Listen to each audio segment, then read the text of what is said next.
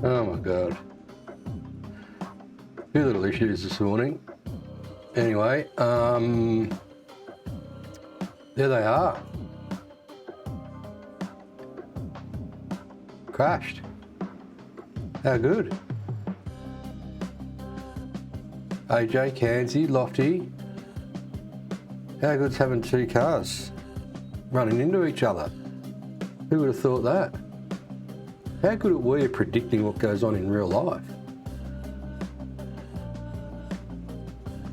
Old Norrie, amateur hour. Although, Jacques Villeneuve reckons it was half Piastri's fault. Yeah, well, I thought it was okay the first time he was at Canada, but after fucking that sort of comment, what a dick. Norrie just completely had a brain fade, didn't he? Hang on, I gotta sort something out. Just give me a sec. I don't know why this is happening.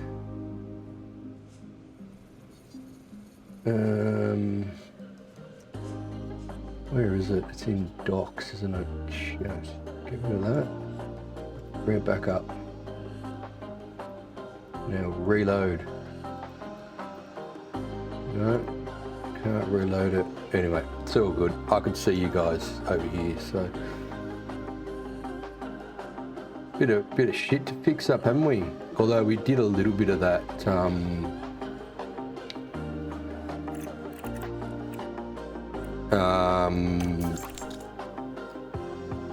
At the end of the last stream when we went through everything.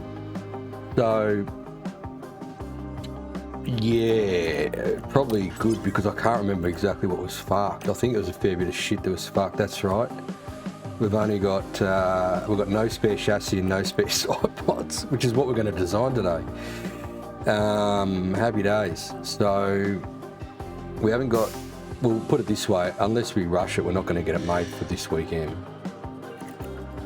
And I reckon you've got to be a bit careful, not, you know, like made a decision there to not have those components as spares going forward. And I reckon the game knows. It's like, we might just, you know, run you into each other, put you under a bit of pressure to have no spares running into the next race, you know. So you probably got to at least have one spare minimum just to stop the game trying to fucking throw funny buggers at you. Anyway, old Sonny's been off to New York on his fucking little army movies coming out. You know, how good? Army fucking movie.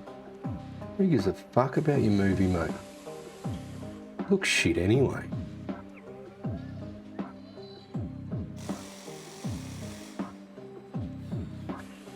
Yeah, 100% a bit of McLaren prediction there. Yeah, I don't know what Jacques is talking about, mate. I just saw that, where did I see that? On a news article somewhere, fucked if I know. Anyway, I don't know how a driver who's driving down the straight has got to predict where the dickhead behind's got to go. Like, you know, it's a bit like Hoggard into turn one. He's supposed to drive as if he's driving the car behind and go, oh, well, he's going to have a crack down the inside, so I might just move over here. Crazy shit. Crazy, crazy stuff. He's bitter after Danny got rid of him. How good. On the tea this morning. Go on the old Australian breakfast. Had a coffee, but sort of didn't go down right, to be honest. Fucking cold here in Melbourne.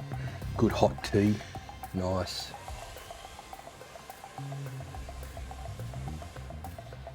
Yeah, I don't know what Norris was thinking, to be honest. Like, he had a run, clearly, right? And he's got the DRS flicked open.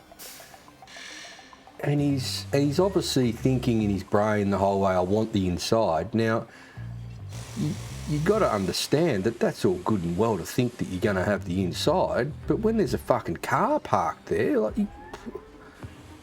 you go to the fucking right-hand side, don't you? And then, you know, do the old outside, inside for turn 2. I don't know. I'm not a fucking race driver, mate. These guys are gurus. But I just crazy. Absolute crazy shit, if you ask me.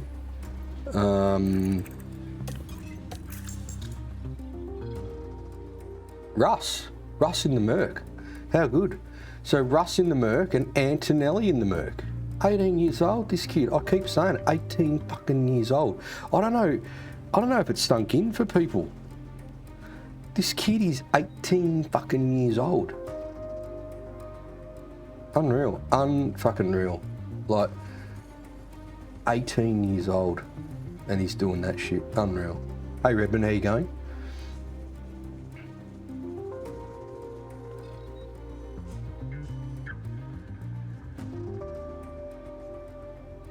Yeah, it's Oscars. Mate, he would have felt a little bump in low. Oh, what was that? Oh, there's a fucking another car there. Oh, it was my fucking team, mate.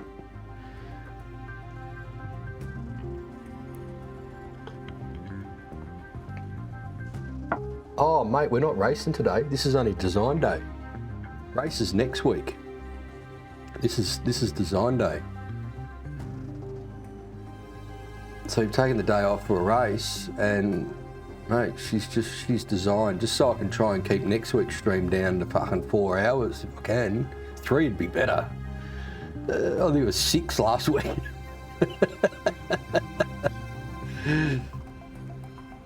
Yeah, well, we're doing it as per.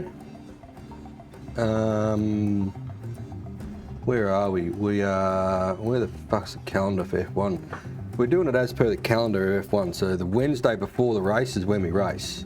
So even though on ours it says it's this week, in real life it's next week. What the fuck is this shit? Oh my god. What? Why has F1 gone and changed its app and all this shit? Just show me the schedule, mate. Okay, Austria is the 27th. Yeah, we've got another week. So today, oh, you rushed the report. I wondered why you put that through. Yeah, no, not our calendar. So we've got some design work to do here. And there's actually something else I want to show you. I was fucking right. There's only a few times in life that I've been wrong. And what I'm going to show you, I knew I was right. And I think I'm pretty sure I was right. And I'll show you why I was right. When I'm wrong, I'll put my hand up and tell you I was fucking wrong. He's taking the fucking day off. Hey, Chasey, let's go right now. I'm not going racing today, mate. This will be, by the time we've designed these fucking components, mate, it'll be fucking time for a froth. It'll be 5 o'clock. You know what it's like. Like, this will be a 4-hour stream to design 2 components. I can just see. And we'll have a bit of a chat and take it a bit easy and shit. Because, yeah, like the design, I was actually worried about how the next design would go compared to the race weekend, because you do design and a race weekend, mate, there's 12 hours of my life gone. Fuck, just disappears. So just trying to keep them, you know, a bit neater. So let's have a look at what I was telling you about me being right. So bring it up here, and we're gonna go to here. Oh, look, I'm gonna do it in reverse. So here we are. This is prior to going out for qualifying in Canada. Right, so we reverted to normal whatever, and then I've gone, rightio, it's gone the other way, fucking yada yada yada. So here's the final setup that was on the car. Now if I play this, it's going to play the audio too, I think it will. Here we go, hang on, I'll drop the, oh no, I have to keep that up. Mate, that's it, we're fucking doing it. Oh. I've made executive decision. Right, okay, so I'm going to go back, right? I'm going to go back a little bit just to put a bit of context to it. But that was it. I said, that's it, fuck it, 4.5, 3.210, right? And I went out of that screen. And that's the setup that you put on the car. So let me just go back and I'll put some context to it. So before we started any of this shit, Go back, come on. And I'm fucking around for hours here, and we're not going to go through the whole fucking thing, because you know what I'm like. 193190, right. Oh, that's the other So, on this side of the garage, we've got 95. I'm going to revert. Right, we've got 95. We've got 5 on the front wing, 3.05 and 8.5, and she's 95. She's fucked. I revert to 97. To 97. So let's just see, we've got great and great. Okay, when I revert, I don't think it's going to matter. 305, 0.85 and 5. Revert. Right, we reverted and it went 4.5, 3.15, 0.95. And I'm like, oh, this can be better, of course. Right, 4, so 5. Yeah, I'm not going to play that's this. exactly right. Yeah. But the problem is, look, unless it goes the other way. Oh. The penny dropped. It probably goes the other way. Right, there it is. That's the setup that I finally finished with, right? And I'm like, ooh, that could be good. What do we do? Fucking yeah. So let's go forward. Fuck around for ages. Fuck around, go back. And then go back. Right, there it is. That's 100. I reckon that's 100. Oversteers in the box. 453210. Maybe go through all the bullshit. Right, the last thing that is on the screen there. That's it, we're doing it. 45321010. Right, here we go. Now we're gonna fucking skip all the way forward. I haven't touched anything now, we're just doing fucking tires, all the bullshit, we're straight into quality. Right, so we're gonna go after first run. Okay, he's done his first run there.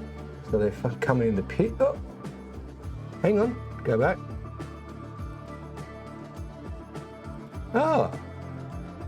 Oh, we've got 50305.85. The fucking mechanics decided to fucking do their own setup, mate. And we can't change that now. So there's no confirm, right? When you're back in the pits, fucking, you know, jerking off in front of computer screens, mate, you don't need to confirm. What the fuck? Hey, it's the wrong setup. 100%. The blokes have fucking decided to do their own shit. That is not what we had. Even the revert 100% wasn't that. We put it to 4.5, we went to the 2 and left it. What is going on in this sim? Anyway, so I was right. Spank me later. Oh, God.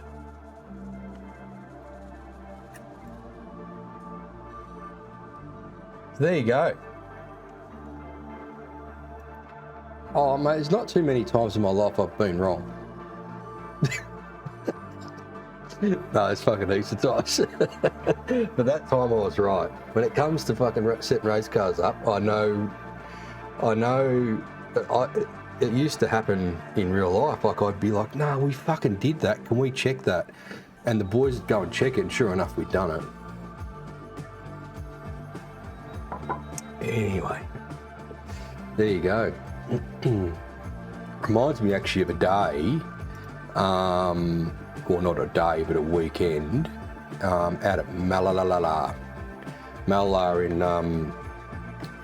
in South Australia, running an old touring car, which was an old HRT shit tin, like a 2001.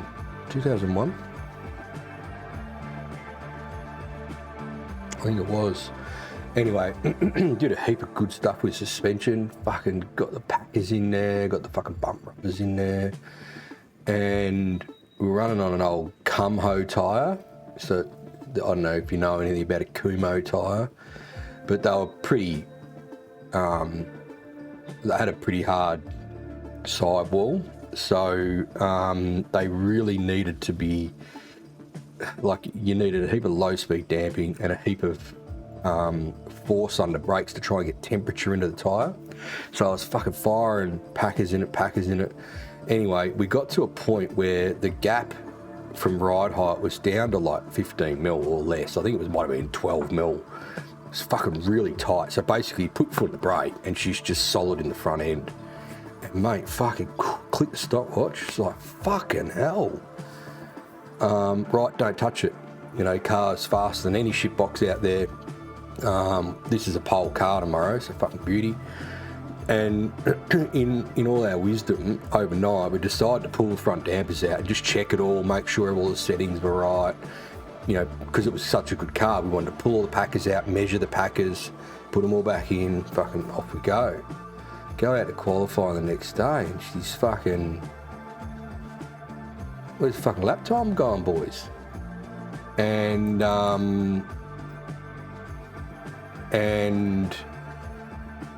so we fucking... Mate, we've just dumped fucking 3/10. We're fucking now back in 5th. What's fucking happening? So after qualifying, fucking sad sacking pretty hard, because I was watching the telemetry, because I had telemetry set up on this shit tin too. And I'm watching it on the brakes going, fuck, it's not pulling up like it was yesterday. It's not fucking getting into the corner like it was yesterday. Anyway, fuck, whatever. We're thinking, oh, maybe the fucking driver had too many fucking beers last night or something. Anyway, which is quite likely. Great guy who we were working with. Absolutely brilliant. Got back. I said, can we just check those front dampers, Tommy, and just make sure that we've got the right packers and stuff in there? He's like, yeah, no drama. And Tommy, mate, meticulous as fuck, like A grade mechanic, like just probably in fact, he's probably the best mechanic I've ever worked with. Anyway, he comes back and he's fucking white as a ghost, and he's just looking at me blankly, and he goes, we didn't put all the packers back in, mate. And he fucked up. And I'm like, fuck. How much is in there, mate? And he goes, we're 10 mil under. So instead of putting, you know, the 12 mil gap, we had a 22 mil gap.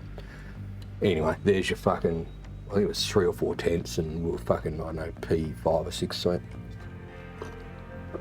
Anyway, and it was a shame because would have given the young kid a heap of confidence.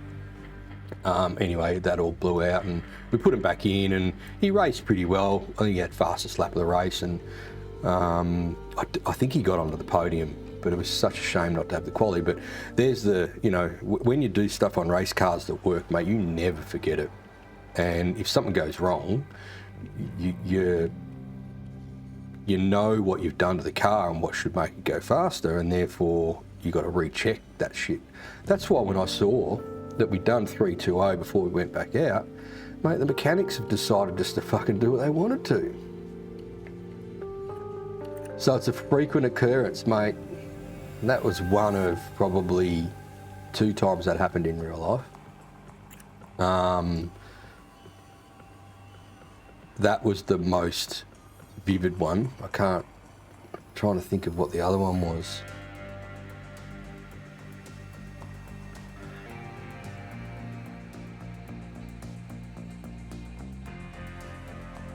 No, that was my fuck up, that one. There was a time at Winton, we had Rick Kelly fucking steaming.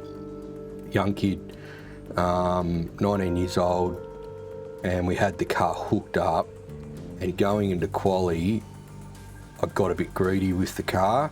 I thought we'd need a bit more turn than what we needed.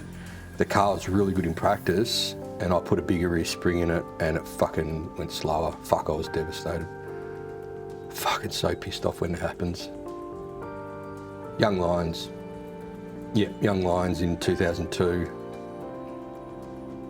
I mean, it wasn't just my decision to do it. I talked to Rick about it, and I said, what do you reckon, mate? Like, it's quali, you know, cold tyres around here, fucking...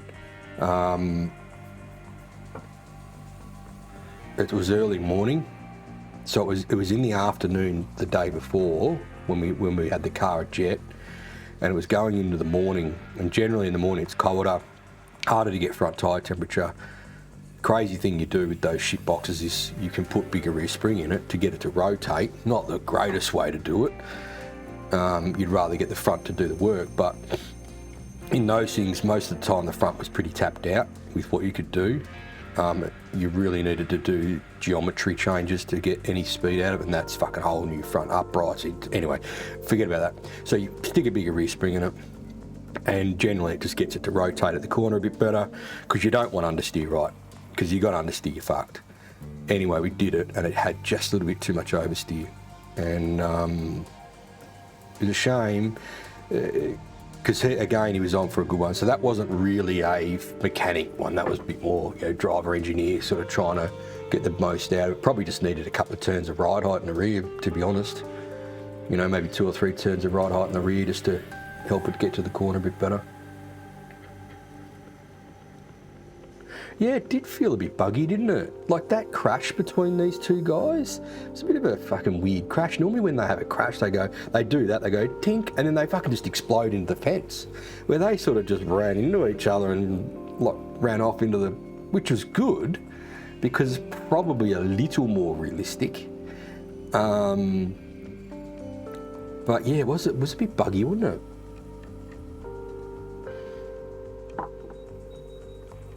Yeah, that's right. The commentating was saying it was on the wrong side of the car, and got the strategy that we used. Yeah, it's the tyre wear. Yeah, we saved a lot more tyre than what we thought. That can happen though. I reckon we've seen that at another event where, you know, you're going in there thinking, oh, we're going to use this much tyre wear, and obviously then the tyre wear is really good, or it gets worse. Yeah, tyre wear gets worse. So that's happened before as well. But anyway, look, at the end of the day, yes, that happened, but Hoggard on a 95 car, mate, he was fucking pretty good. Wasn't he? Like, he was like, without fucking his mate here, the fucking movie star, running into him, mate, he was on for a cracker. Yeah, we were flat out, yeah. Yeah, flat out the whole time, was saving tyre, yeah. So the tyre guys got their calculations wrong.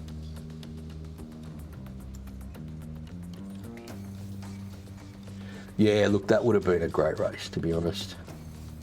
It would have been fantastic. If we had have been able to finish 1-2 in either order, to be honest. It's just, you know, a 1-2 for the team would have been brilliant. We have got a post-race review, or post-Canada letter from the sporting director we should go through. Okay.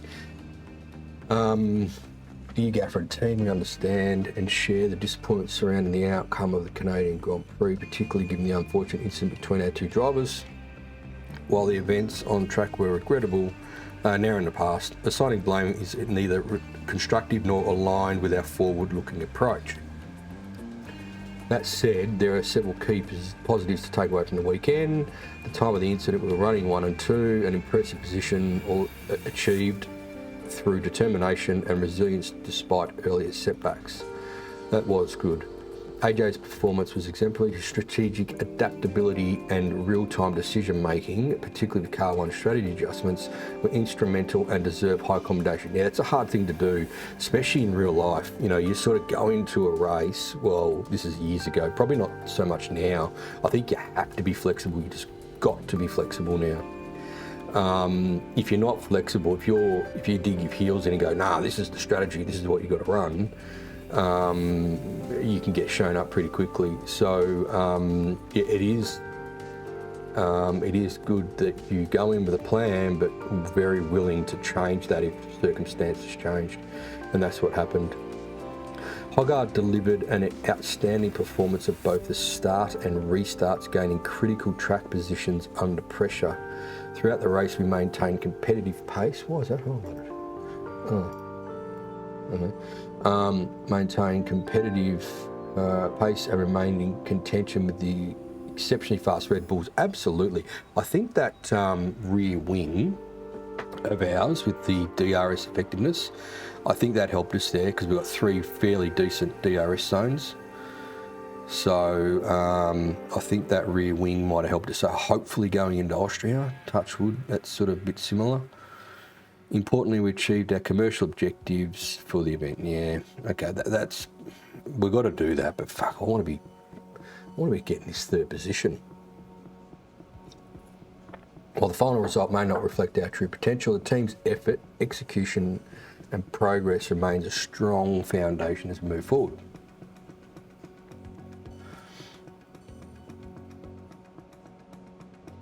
You reckon we can still get P3? Well, we're going to keep chasing it.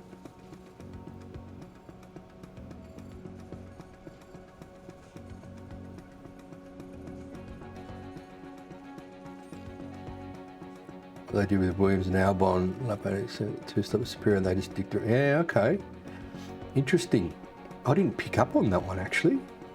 You're talking real life there. Yeah, okay. I didn't pick up on that one, mate. I don't raise this light. Oh, fuck. I don't raise this lightly, but I believe it is important we have an open conversation about our development direction going forward. Specifically, we need to consider whether we continue to push aggressively in pursuit of the current front runners to secure third place, or begin shifting focus towards next season's car to ensure we are not starting from behind once again.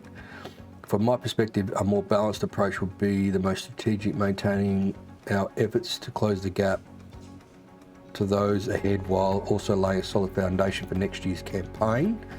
This would allow us to remain competitive in the current championship without compromising our long-term performance. So I agree there. I think we needed the front wing, rear wing, quick upgrades and stuff just to try and get some results happening. I don't think the chassis and the side pods are going to be like, oh my God, we're now fucking winning by 10 seconds. They're going to be an upgrade, but it's just going to keep us in the mix, I think. If we don't do them, we're going to just drift backwards, so we have to do them.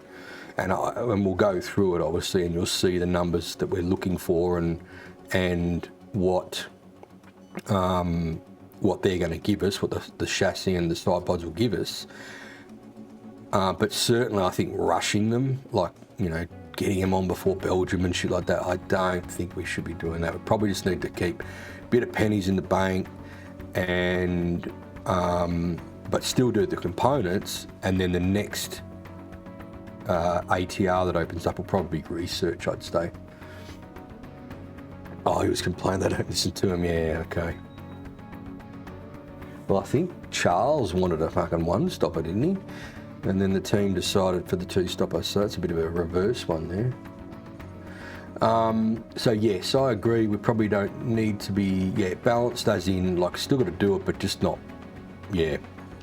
On a personal note to PJ, some contracts are now open for renewable. Lists below is a list of team members whose current agreements are set to expire at the end of the season. Please review at your earliest convenience and begin discussions as needed. Interesting. So Sonny Haynes, the store, let's be honest, he's done a stellar job in his short time with the team. Canada was a bit of a PR speed bump. Took a knock to the old reputation, sure, but who among us hasn't actually derailed a 1-2 finish? So his contract's obviously going to be coming up, and it's coming into the winter season where all the contract shit starts happening. So now replacing him rather than re-signing could end up costing more in both budget and brain cells, unless I forget his judgment day film hasn't arrived. Still hasn't arrived. Until that blockbuster drops, maybe we hold off on making final calls about his future at PJs SUNS. So I reckon that movie goes out on the 26th, I think. When is that? Where's my fucking calendar? Where's my calendar? We do our stream on Wednesday and the movie comes out the next day on Thursday. So I reckon we do our race at Austria, get that out the way, and however that movie goes then for the next week, we'll decide what we do with Sonny. The next race after that is the 4th to the 6th of July. So so do the race there. Oh, it's the week after. Yeah, okay. And then we've got Belgium and then the break, I suppose. I think that's how it's going to work. Geez, that's going to be a long month. No fucking F1 manager streams. Have to do some more racing. Like me and a fucking yelling and screaming. Well, I won Gateway. I won Le Mans. The Le Mans 20.4 hour. 2.4 hour.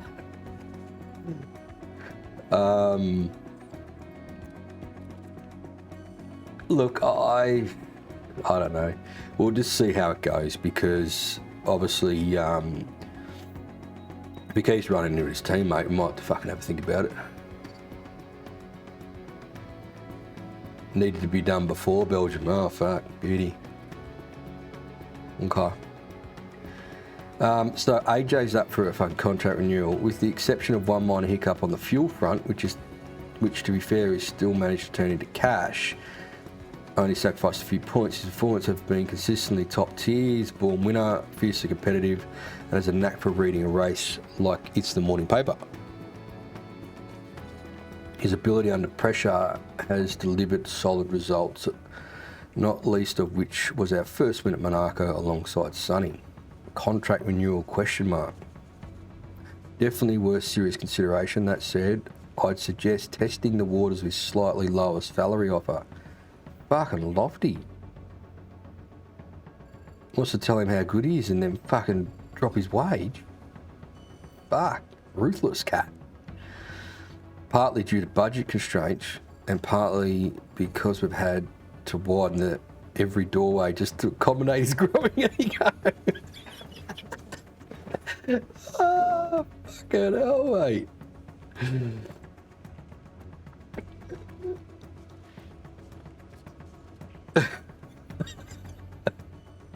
How good.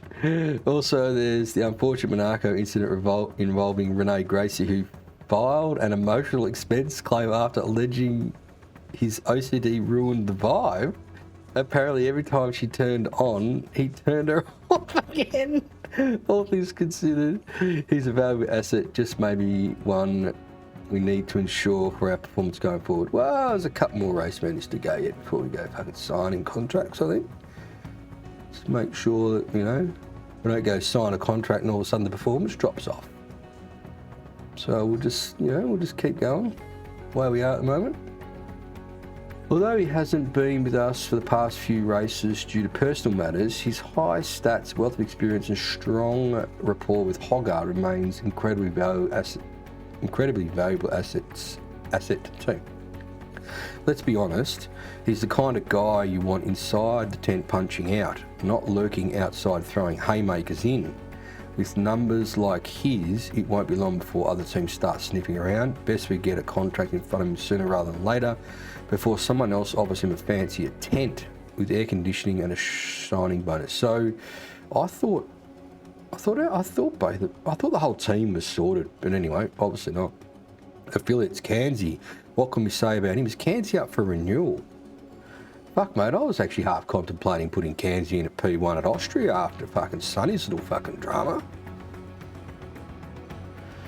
What can we say about him? After the arrest in China for rear-ending an affiliate, still not entirely his fault, allegedly, followed a mysterious disappearance to Europe, I was generally concerned we'd lost the real talent. But to his credit, he turned things around in style. Not just by stepping up as race engineer when we needed him most, but also by bringing back a suspiciously large supply of spirits at suspiciously low prices, and of course for looking after our beloved pink rabbit like it was family.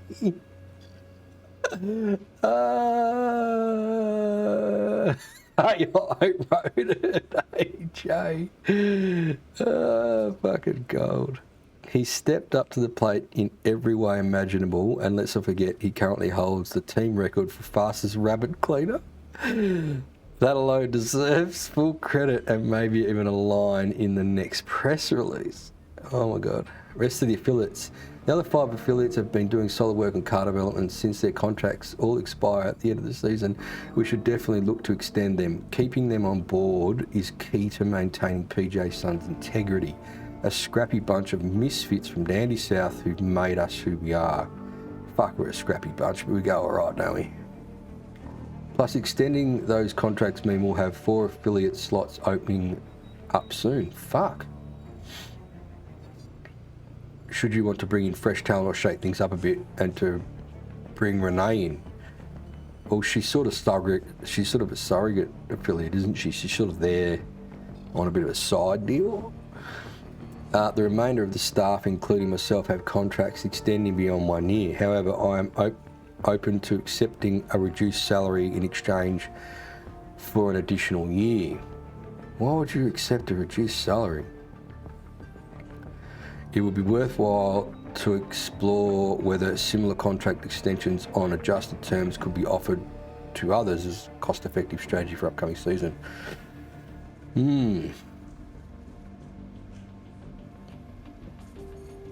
I mean, we have got 21 million in the bank and we haven't really been wanting for cash.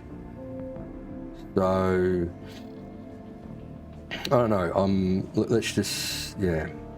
One observation I would like to include in this report is a potential pattern I've noticed with Hoggard. He appears to perform slightly better when the rabbit's out. I mean, slightly better when adopting an aggressive approach to tyre management as opposed to a more conservative one. Interesting.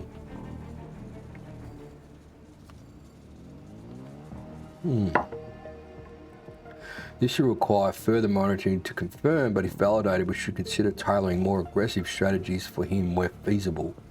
I would be interested to hear others' perspective on this as well.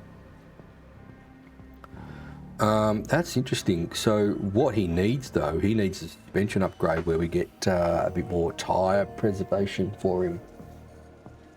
Maybe he might respond to that.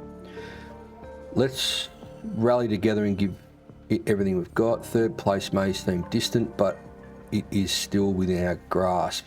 As long as it remains mathematically possible, we must battle relentlessly, seizing every race, every point, and every inch on the track. Our determination and grit will define our success, 100%. Okay, so there's a bit going on. So part of today might be we just flick through, like we'll do that now, let's just flick through some of these contracts, because probably need to get a bit of a handle on that, understanding who's who in the zoo and where we are.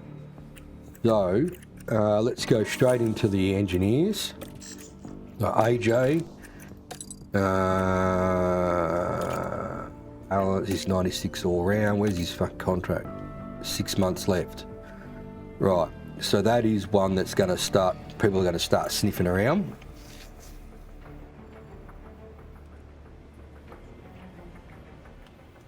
He's sucking on 1.2.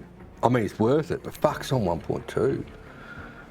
Jesus fucking Christ. Oh, he'll take 1.2. Really? He'll take less money. Why would we do this? I don't want to just give him fucking less money for doing the same job. No, we'll just leave it at the same. I want to know fucking immediately what you want to do.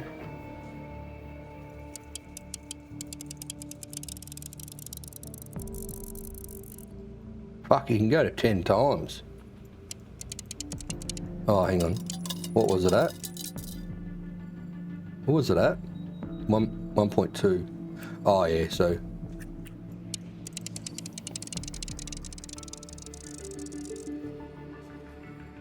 Well, he's on board anyway, so I think we're good there.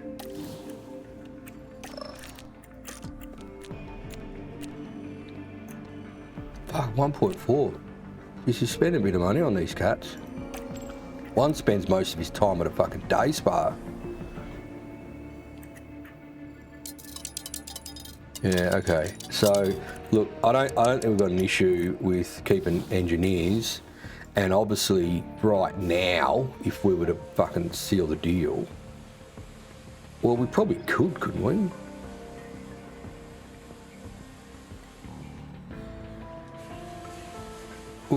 We could actually, we could put it out there now.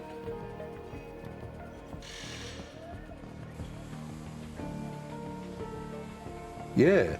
So why wait? Just take him off the table now, because it's not going to cost anything to do this, right? So that no one fucking steals them now. Like, what if I just offer that contract? He'll just go, oh yeah, bring it on. I don't think we go for more years, because you've got to keep these cats keen, yeah? Like, oh yeah, fuck 5 years. Oh, I might just fucking have a snooze, go to the day spa, go get a massage. 1 year, mate, that's what you get.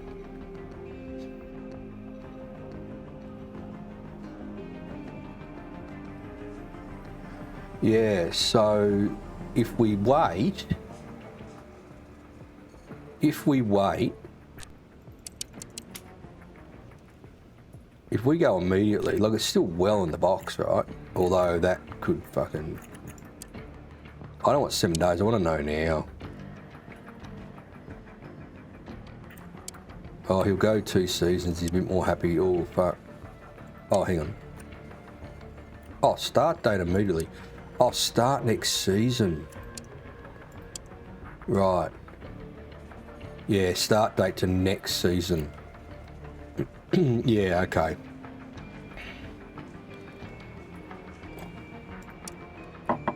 Well, look, he's taking that, isn't he? And I don't... Was it 1,252? I don't want to offer him less money. What, steal 200 grand out of your pocket? What's it going to be, a fucking front wing for one of these dopey drivers to go and stick in the fence? Fuck that. Pay him 1.2.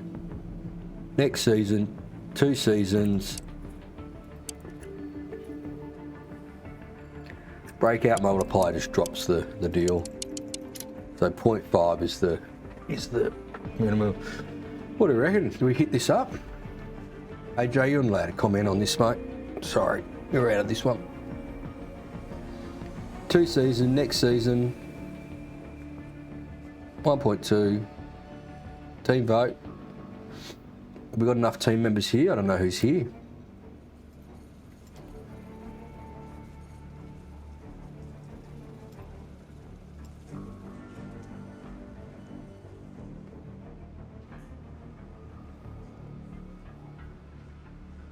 Someone will try and poach him without a motor. Well, you can't though if we've got him signed up. So the breakout multiplier.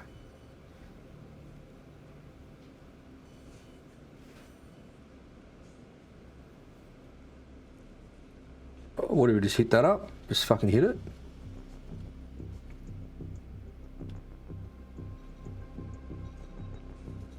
Two seasons, start next season, so no one can grab him. Take him off the table now. Happy days. And we know straight away. Fucking bang. He didn't like the fucking immediate, but fuck mate, I don't want to fuck around. Happy with everything. So if we renew it, doesn't cost us a cent. Fucking on board for 2 years, cat. Bang, you're off the table, mate. Fuck, that went around. I was going to wait till after the next race meeting and everything. Oh, you're fucking in. Let's lock these cats away. Next season, he's happy for 1 season. I think we'll just keep him at 1 season. He seems to spend too much time at the fucking spa bath. Oh, maybe he wants 2 as well. Fucking hell. These fucking engineers, mate. Oh, they're fucking locked away. Off to the fucking spa you go. See, mate. No, this cat.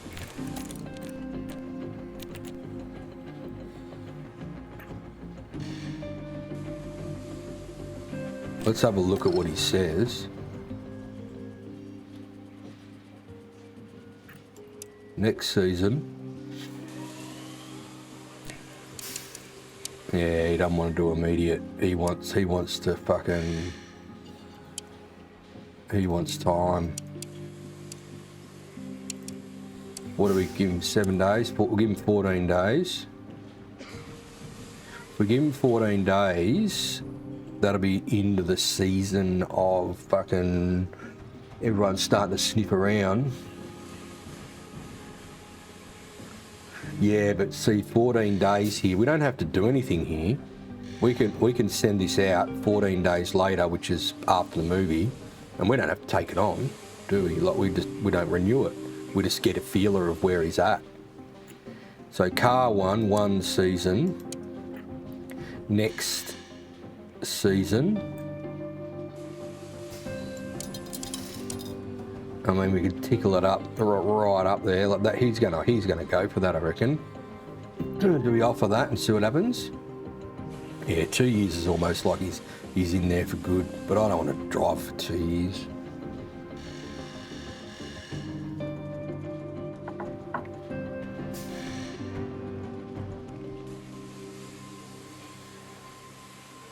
What do we think? Oh yeah, other drivers, don't know.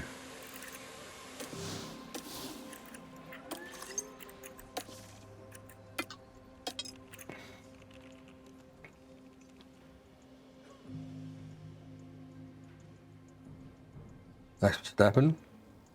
He's open. Open a negotiation. Lazy 30. Next season.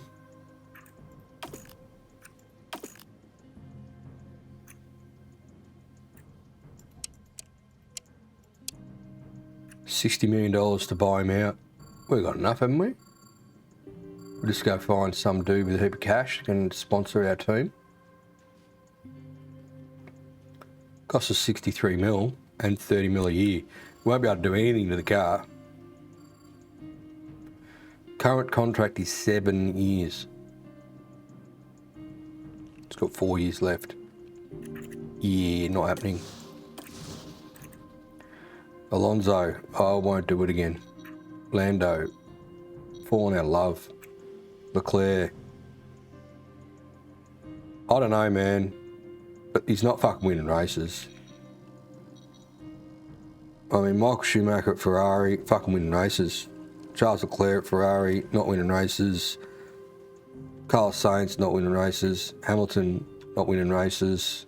Well, he won that sprint. I don't know. I don't know what's going on at Ferrari and with the drivers, but he ain't no Michael Schumacher, I'm afraid. Georgie Russell, just sniffing around.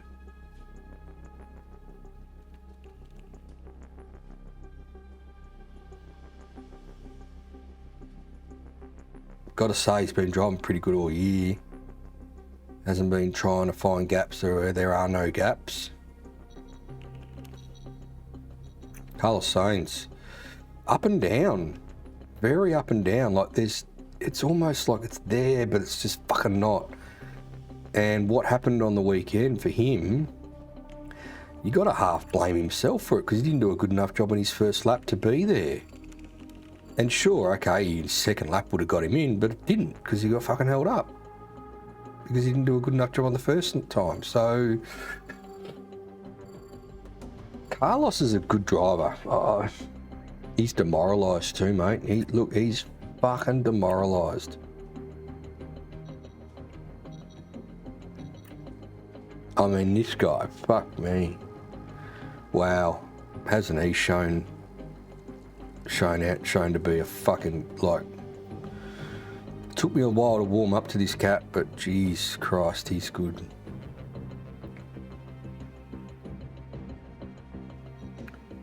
Sergio, well, to be honest, mate, was he really that bad? Because they've had 3-4 cats in that car now, and they ain't been going better than him. Like, to be honest, Sergio's probably done the better job of everyone that's been in that shit box. Do we bring him back?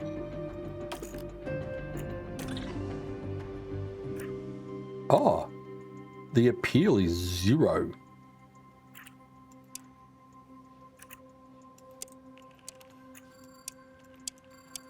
Oh, it's 100k. 100k, mate.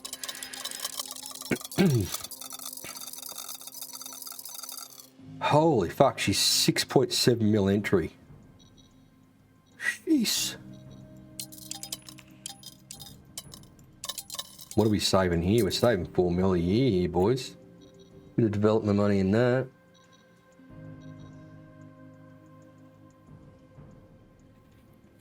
It's less suitcases than that fucking Superstar movie, man.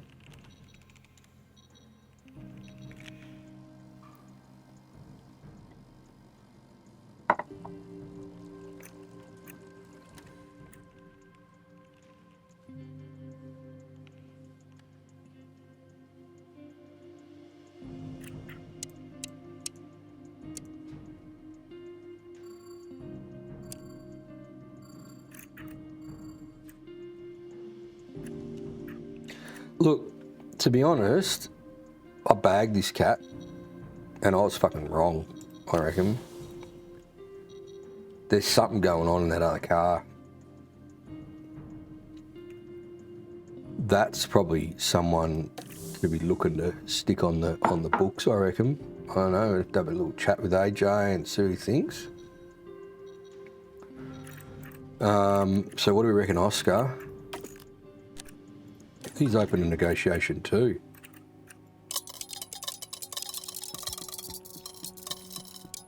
$8 mil. $8 mil entry.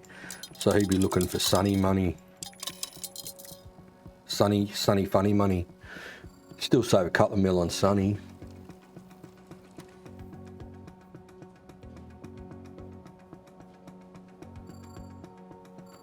Low development rate. Where's his stats?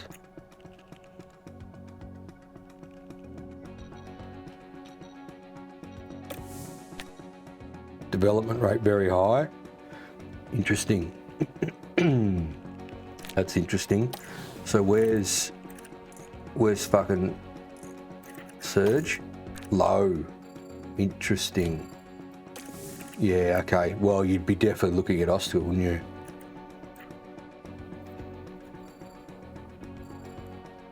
Could we steal Oscar? Aussie in the Aussie car. I mean, we probably, do we wait on the driver's side of things? What's AJ's fucking thoughts on the Perez or the Oscar? I mean, there's not really anyone else. Fucking Liam's all over the joint at the moment. I don't know what's going on with that cat. Strange. I don't want to go down that low for your number one. I reckon right now it's Oscar or Perez who are in the mix, aren't they? They're in the cup. And we've got to fucking jiggle the cup around and SVG. Shane Van Gisbergen, you reckon? Mate, that guy can drive a symmetrical car, can't he? But an asymmetrical car, fucking unreal, isn't it? Like it's amazing how hard it is to drive on ovals. Cotty Mac. It just shows how, clearly Shane Van Gisbergen, as we've seen in previous, has been an unbelievable driver on road courses with whatever he's driven.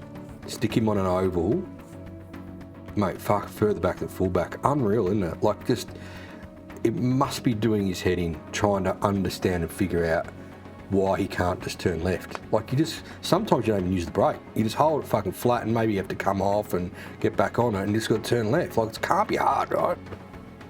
Amazing. Amazing, amazing, amazing. I mean, it's good for him because it probably gives him a bit of clout now. He was probably going downhill there with the team there for a while. They're probably thinking, fuck, what have we done here? Has this guy just gone to sleep? Well, no, he hasn't. And he was cook on the weekend as well.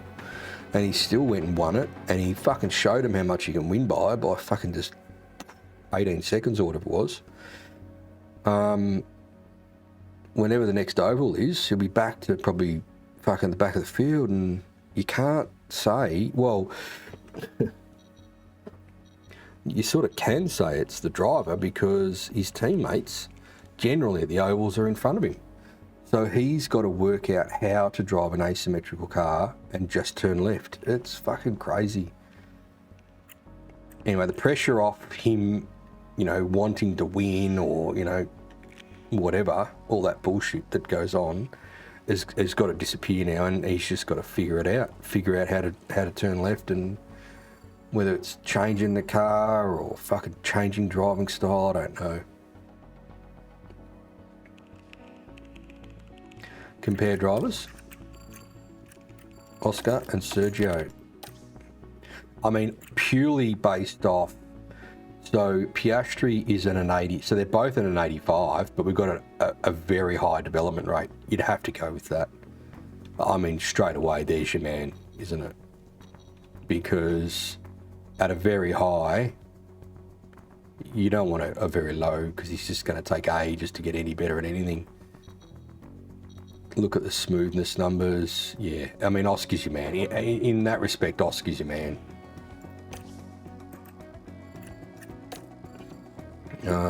Let's go with Sunny.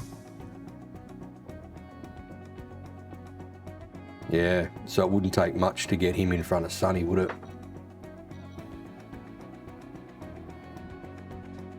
Mate, I said that to a group of mates, old racing mates. You know, I said these cats who race on these ovals, mate, they've been doing it since they were in their cot. They go and fucking drive around inside their cot, mate. They just know that when they start, they go anti-clockwise in their fucking cot.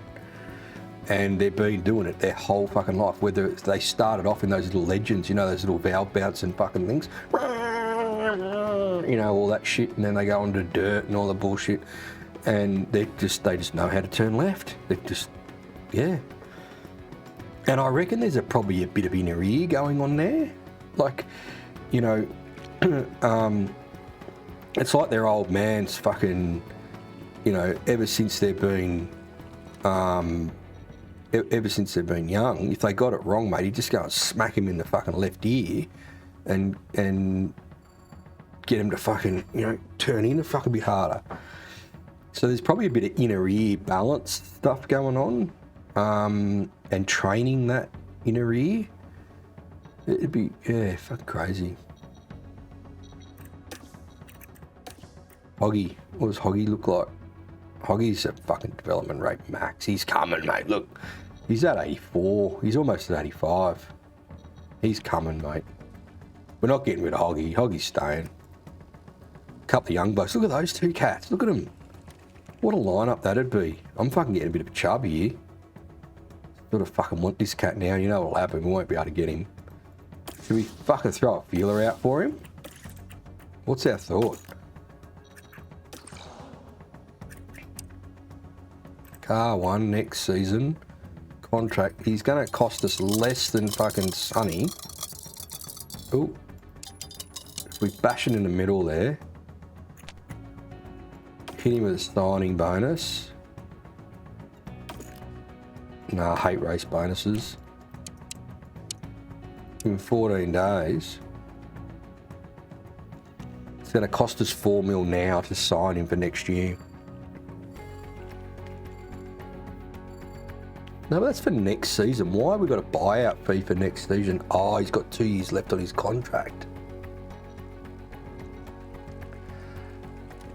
Oh, so we can... fuck. Right. So by signing AJ and Crosso up, they could still go to him and say, well, mate, I'll buy you out of that 2-year contract and get you into my team for more. Yeah, right.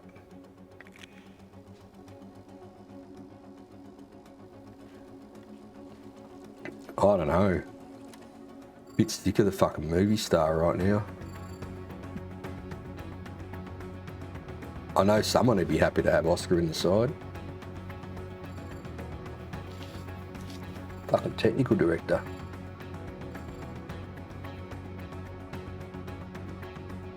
They don't poach? Yeah, okay. Well, where are we? We're nearly near silly season. This is 14 days. 9.1 mil, like it's bang in the middle. I don't reckon he'll accept it. But we'd get an understanding of where he's at. The problem is if he comes back and he says, look, I don't like this, I fucking want a bit of this. It gets to a point where you gotta sign him up or he just fucks off. We saw that as well. So we're a week away from there. 14 days is the 1st. The 8th, we'll get the report back here. And we're into silly season real quick. Like, I think the silly season's here, isn't it? It's from after Hungary. Yeah, after Hungary, that's when it just goes nuts and they just fucking leave and, oh, fucking contract here. Remember old Strolly, mate? He's rolled in one day and said, oh, fuck, I got an offer from Kick Sauber. It's like, see you, mate.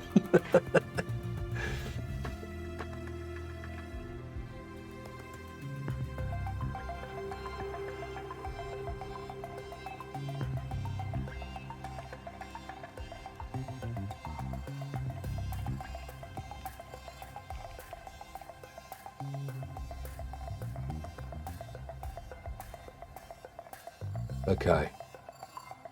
Sign them up for Hungary. Well, so the movie comes out. So in 14 days, we'll get the report back from Oscar. If the movie's shit, we're like, right. So 14 days, so we're preparing for the movie to be shit. So the movie comes out next week. So then we do Austria. The movie comes out, they do Austria in real life.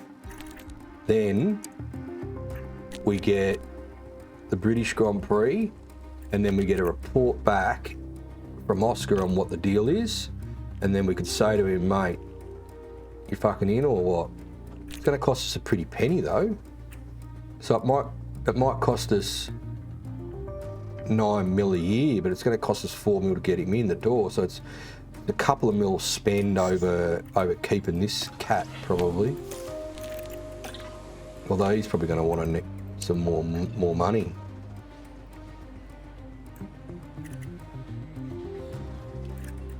Should we put him on a 14-day as well and find out what he wants to do and drop his fucking wage?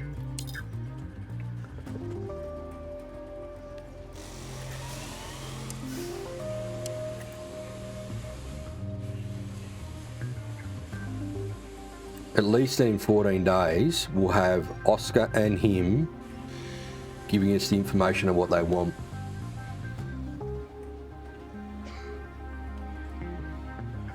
Do you reckon he has Oscar covered? I don't know if he does, mate.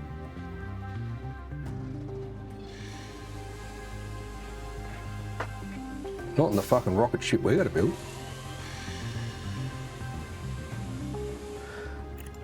I mean, he's probably 10 mil. That's in the middle. One season next year, car one. He'll probably want a fucking bonus and all the bullshit. So if he's costing us 10 there, Oscar's going to be 9 plus 4 to get him out of his contract. At least we've got the feeler going for this guy as well. Do we hit this now? What do you reckon? Do we hit Sonny with a feeler? 14 days we get it back. Then we've got Oscar and him. And we've got to make a mind up with Cash and...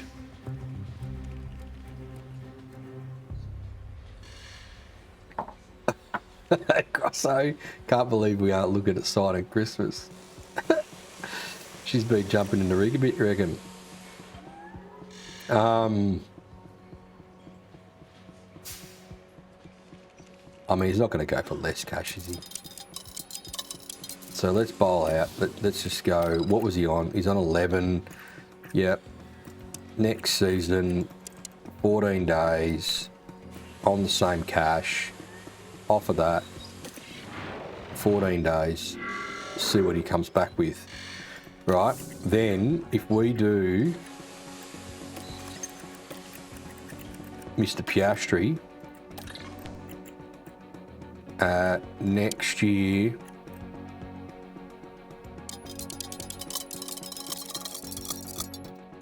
fucking hell, it's gonna be expensive, isn't he?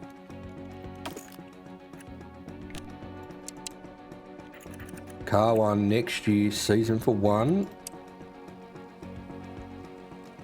I mean, probably want to sign him up for 2, wouldn't you? 9 mil, it's going to cost us 3, total cost is going to cost us 4 mil. Because we've got to buy him out from his 2 years left. I'm going to give him some cash. Fuck. 50k. That jumps that up a bit.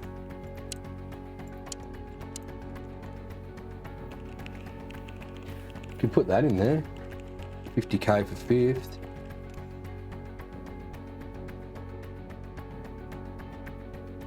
Well, he's on a 2-year here. No signing, just drops that down.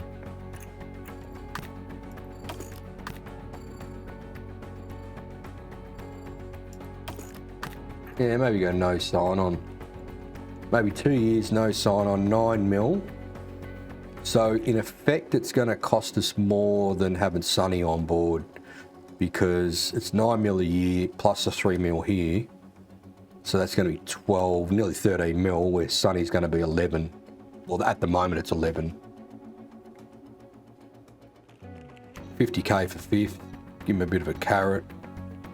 Medium. Patience is medium. So basically, he's going to come back and go, nah, this is what I want. Stick it up your jumper. And if you don't take it, she's fucking all over. Oh, well, let's hit it, eh? 14 days. So we're going to know after the movie what's going on. Do we leave it at that? Because really, on the driver list, I can't see anyone else here that we're really going after.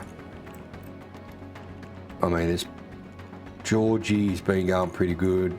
Sergio's got a very low development rate.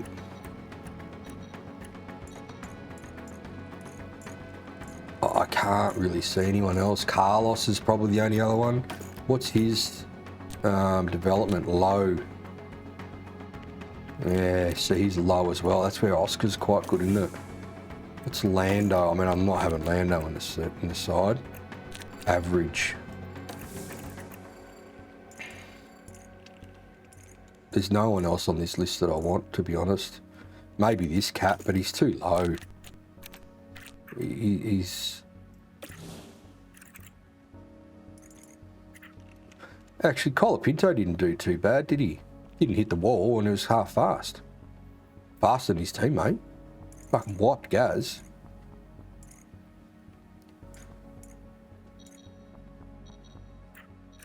Yeah, alright, leave that. Let's leave that. Right, where are we? We're in the fucking inbox. Why are we in the inbox? Oh, contract renewal. So, Crosso, you're back on, mate. Contract length is for 0 seasons, apparently. And you get 120 a month. Fuck, that's alright. AJ, 100 a month. 0 seasons. Ah, fucking beautiful. So they're on for no seasons. Gav's telling us about our low speed was poor. Okay. Oh, here we go. Yeah, this is all the shit that they fucking crashed. Failed, destroyed and failed. How good. ATR starts today. Well, that's what we're sort of here for today, is to now get in there and start designing. What do we got here? Underfloors coming. So do we need anything manufactured here? Probably need to find out how long it's going to take for that other shit to be done, and then get in the manufacturing area and fucking make shit. So front wing we've got 5, rear wing 5, side pods, yeah, no. So underfloor got coming, that'll make us 5 and 6. It's pretty good. Where are we? We're 10 in, so I don't think we're doing any more front wings and stuff, so we could probably just quickly build another front wing out on a 3-dayer, just to keep the stock up, and there'll come a time where we just don't do any of it.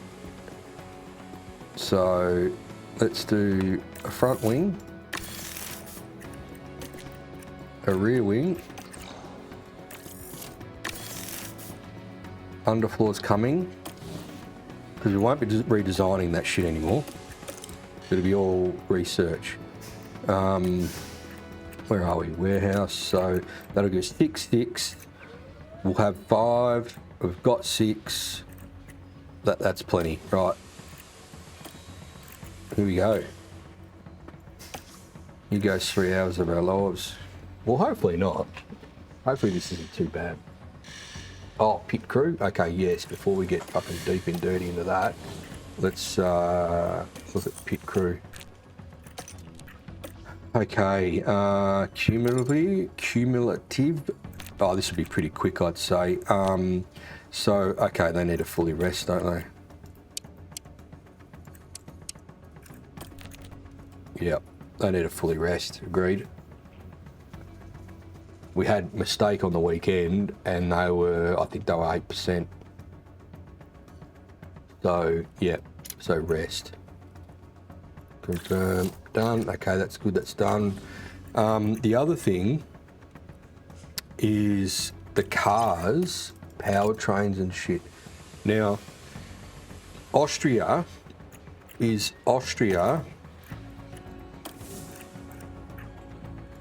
a sprint race? Where's the fucking circuits? No, it's not. It's a normal. And that has been confirmed. Last week we confirmed it. It is a normal in real life as well. So the game isn't wrong. Yeah, it's back to a normal. So we do need to change engines.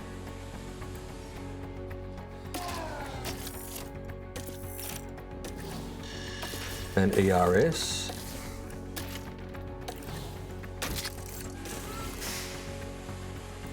And we'll leave that gearbox, eh? Engine. Fuck, she's almost cooked, this one. That'll be probably, this will probably be the last time it runs, that engine.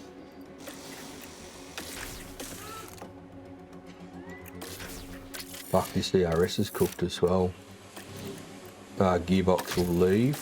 That'll do that race meeting, no problem. So, what are we looking at here? What motor we'll be putting in for? I mean, that's really your Monza special there, isn't it? So we'll just run this one for Belgium and Austria. Maybe that goes in for Britain. Austria, Belgium, and then this is a Monza special.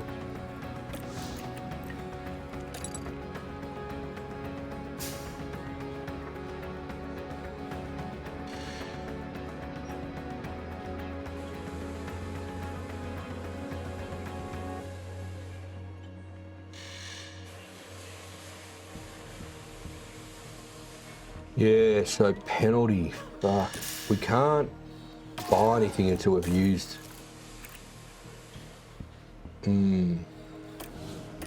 So what are we looking at then? Where do we want to take the penalty? Dutch, Italian.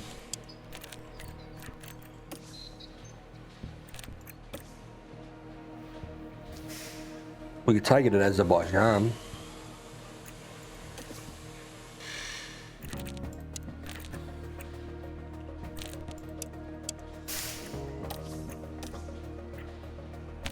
Mexico.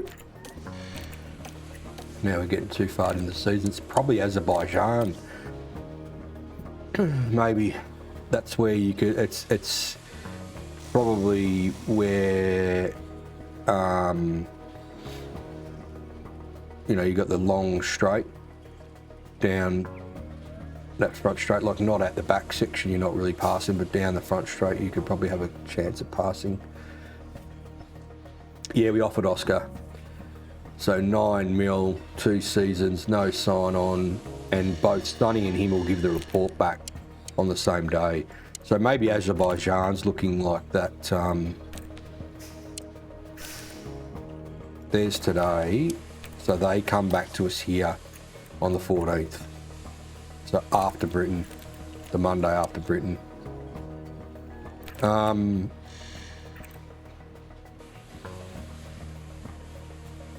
So I don't think we go buying anything there, because then by then we'll have used all the motors, because we'll have, you can't buy one until they're all used. So Monza, when's Monza? Who the fuck's the calendar? There's Monza, and then Baku's the week after. So we'll put the Monza motor in, then we'll get a fresh motor and we'll leave the Monza motor in for Baku. No, we'll put the new motor in for Baku, and then we've got the 2 motors to last to the end of the year. 1, 2, 3, 4, 5, 6, 7, 8 race meetings. I think that works. Well, we may not need a fresh motor. Hoggard lost one, although we've been pretty good at using that motor up. It's only got really 1 meeting to go though, so maybe we might be able to sneak through the year without using another motor, to be honest. Yeah, ERS, I think for Hot Car 2, I think like we'll keep using this in practice, but this just gets chewed out. Like we're round 10 and we're at 72% on that. Like that's going to be a new part. So it might not be a motor. It shouldn't be gearbox. It's probably just ERS. You've got 96 on yours. So you've got probably what, 40% better gear. I still don't know whether you'll sneak through on that. But anyway, I think we'll leave that for down the road though. Well, gearbox, we've got 6 of them, so I don't think we'll need gearbox. Yeah, we've got 6 of them though. So I couldn't imagine. And the problem is, we shouldn't be getting a penalty for that anyway. And that's why I gave 6, because we couldn't change the rule to say you don't get a penalty for gearboxes, because in real life you don't now. So he's got fucking heaps. So yeah, he's lost that one, but like there's still 3 to go, plus what's here. I couldn't imagine we're going to need a fucking gearbox. Well, I hope not.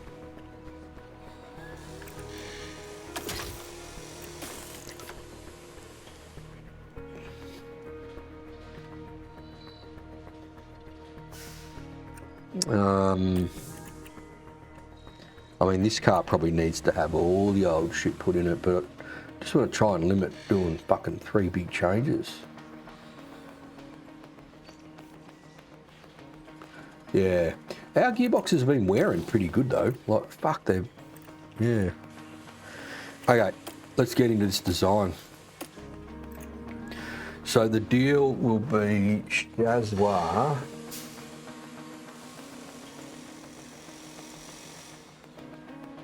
Where's the fucking car design deal?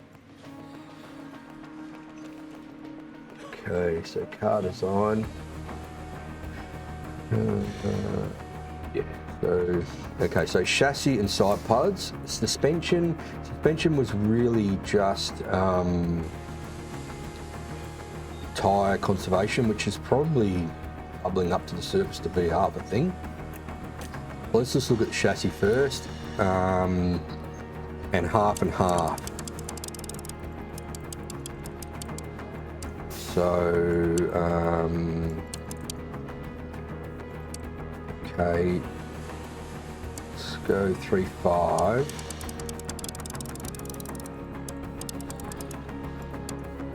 .46. Okay, now, so lifespan's the big one. I think it was on minus, I think it was, yeah, it was on 4 to 8 anyway, so we'll do that. So that gives you a big bump in a lot of stuff. Engine cooling has gone up. So, okay, we can sacrifice engine cooling, which is what we did. And airflow middle, we went max. Okay. Okay.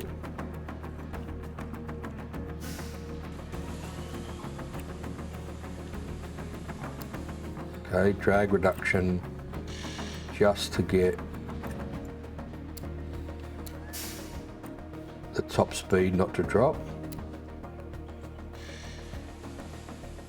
Okay, this is actually better than our old one that we did, I think probably because we didn't put any potential second chassis, yeah, I'd say there's no ATR on it.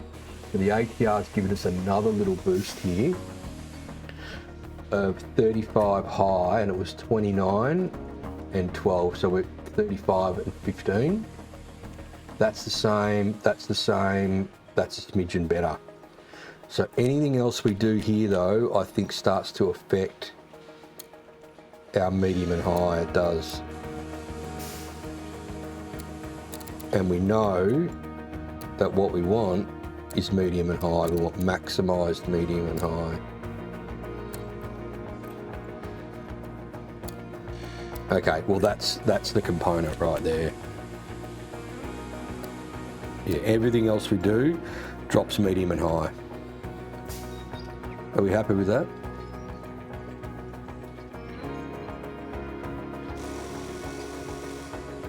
Yeah, Norris was fucking miles off with his gearbox, wasn't he? So what I'll do is oh, hang on, no.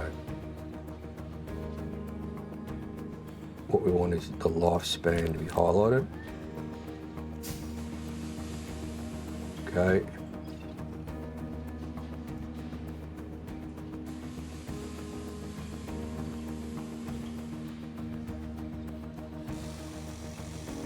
I'll stick this in the Discord fucking design center.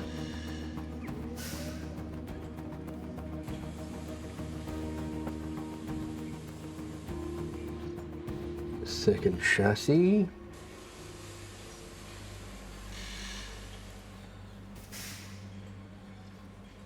Okay, there's second chassis. Right, so that's the chassis. The side pods go half and half. I'm not throwing out that we also do a suspension here, but I don't think we will.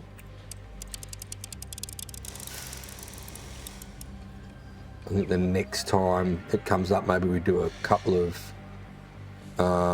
what do you call them? Researchers and maybe get the suspension done. So that's half and half with a smidge less on that. Now, where was, this is side pods. Suspension with wind tunnel, underfloor, side pods with half wind tunnel. So this should be the same because this is with half wind tunnel. So let's, what did we do there? Okay, we did minimum lifespan.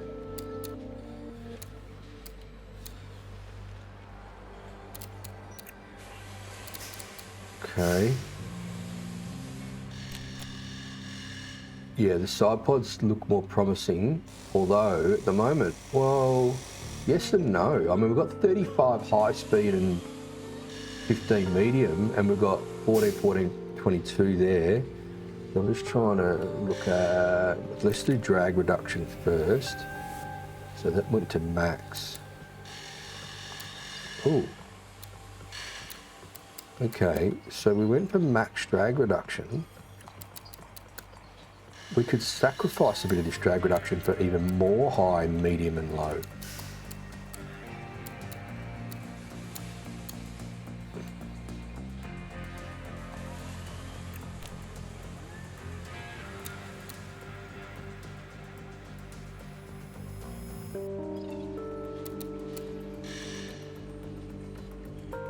Yeah, that's a lot of engine cooling.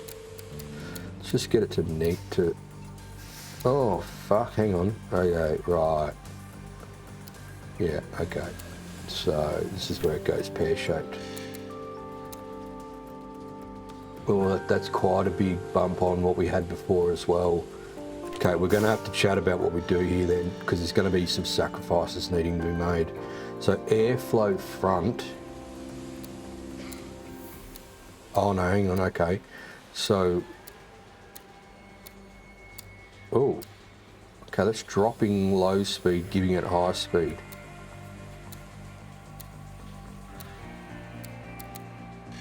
Fuck.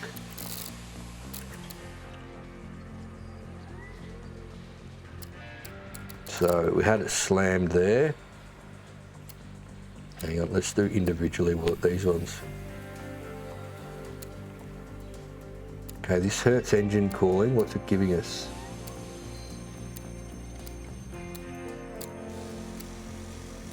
Okay, that gives us high speed and medium and a little low.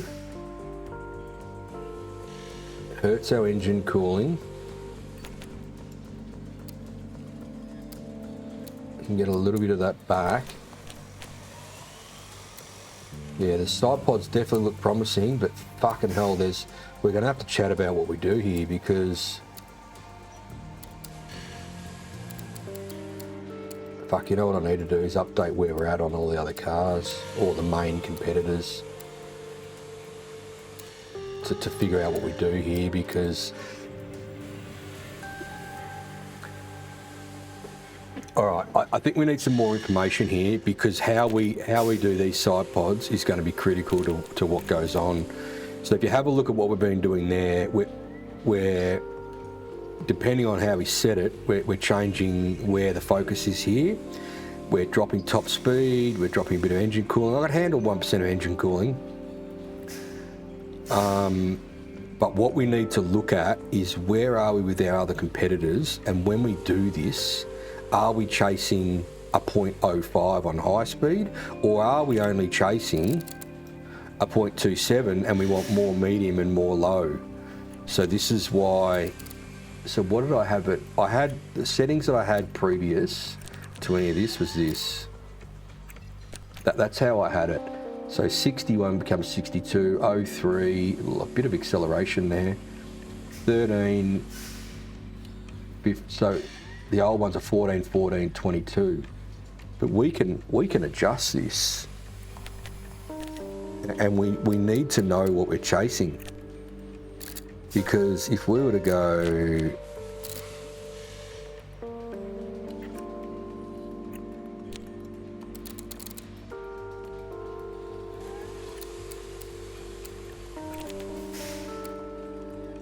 like, we can get some serious high speed here and medium, and we know medium's the most critical, but where are we sitting in terms of medium to our competitors? What are we chasing here? Where we set this airflow middle and front is going to be critical to what we do. Yeah, so I think what we need, I mean, the chassis really looking there is looking almost locked in. There's not a great deal that we can do. I don't think there was much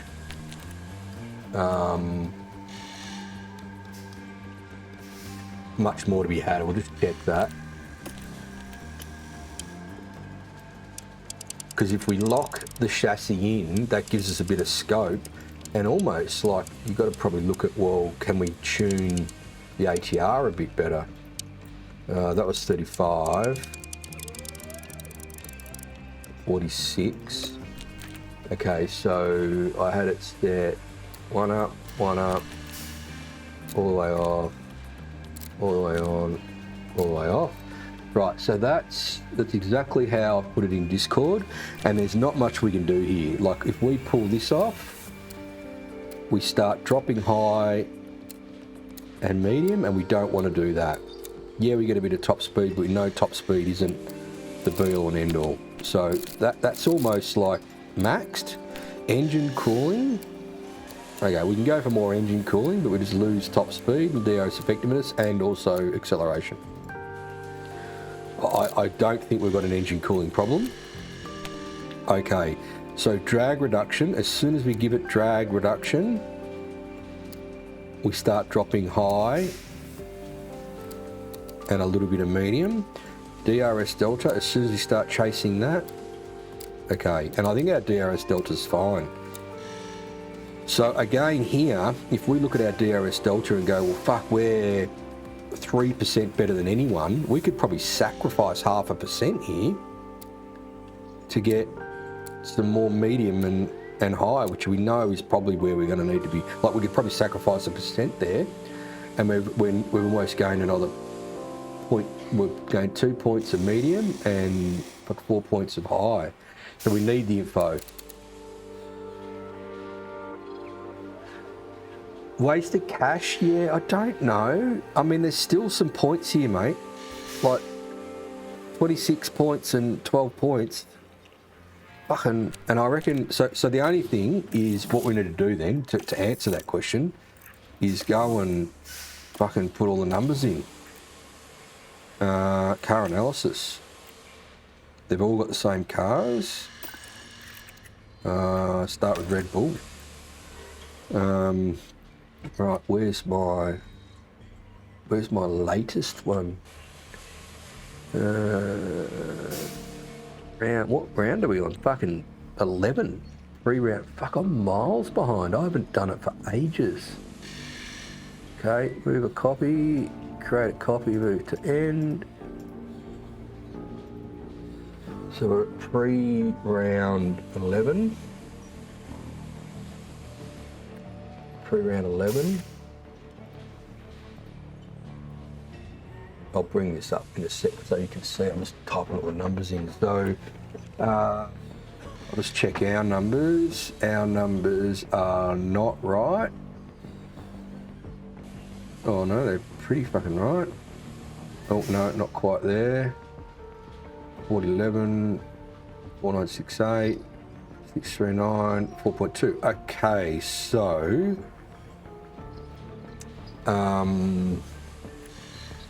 let's just make sure that we've got both of our cars the same.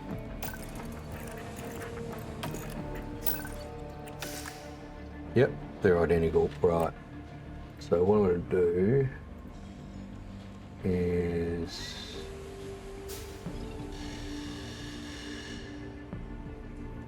where's the fucking Excel deal?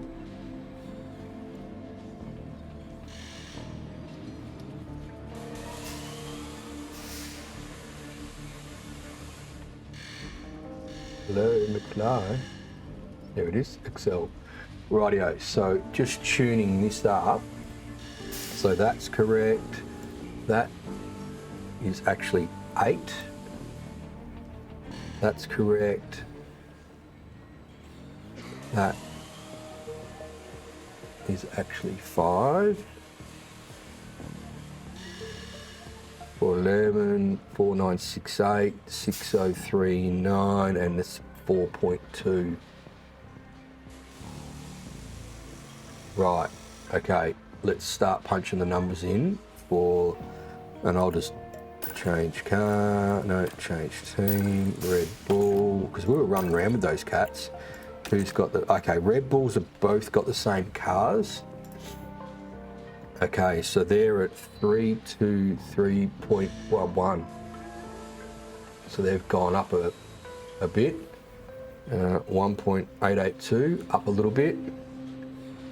They're at 66.42. So there you go. So this is what I was saying. Like if we were to go and sacrifice a percent of DRS effectiveness, well, we're actually already behind Red Bull by 4%. So it sort of says to you, well, you don't probably want to be doing that, okay? They're at 2.676, so another bump on us. So we need to get to them. We're looking at 40 points of downforce. Fucking hell. So we're going to need chassis and side pods looking at that. Well, actually, chassis I don't think gave us much low. I don't think it gave us any. Okay, medium, 3 point, hang on, what was it? So what are they? 3.642. They're at 5.9 now. So we need 20 odd points there. Okay. Well, we can achieve that easily just by side pods.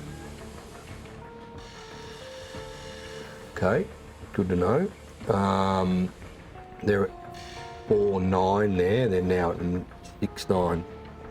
4.969. Holy fuck.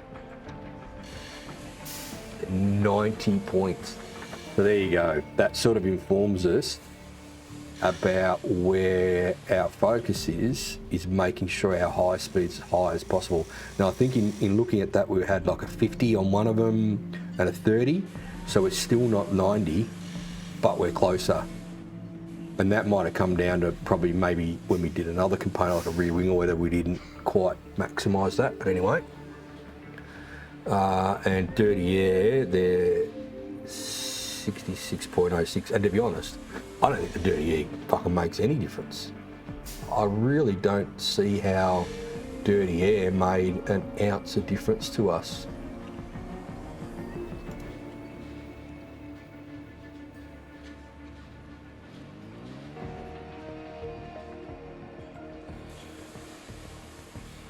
No, I don't think there's any other components.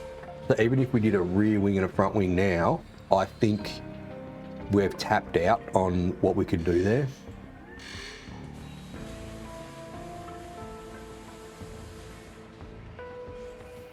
Yeah, well, we've got to make chassis anyway because we're down to 2, 1 on each car. So it's not like we're going to have any in the.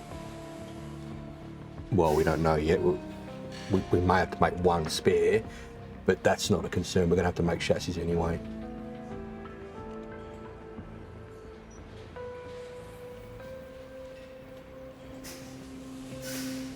Yeah, they found engine cooling from somewhere. Yeah, so 40 points of fucking downforce. Like, that's exactly right. And to be honest, we were banging around with the Red Bulls. So I thought our DRS effectiveness was what was giving us a good boost there, but the Red Bulls are smoking us there. So, and they're smoking us in everything. So for us to be running around with them, mate, not good.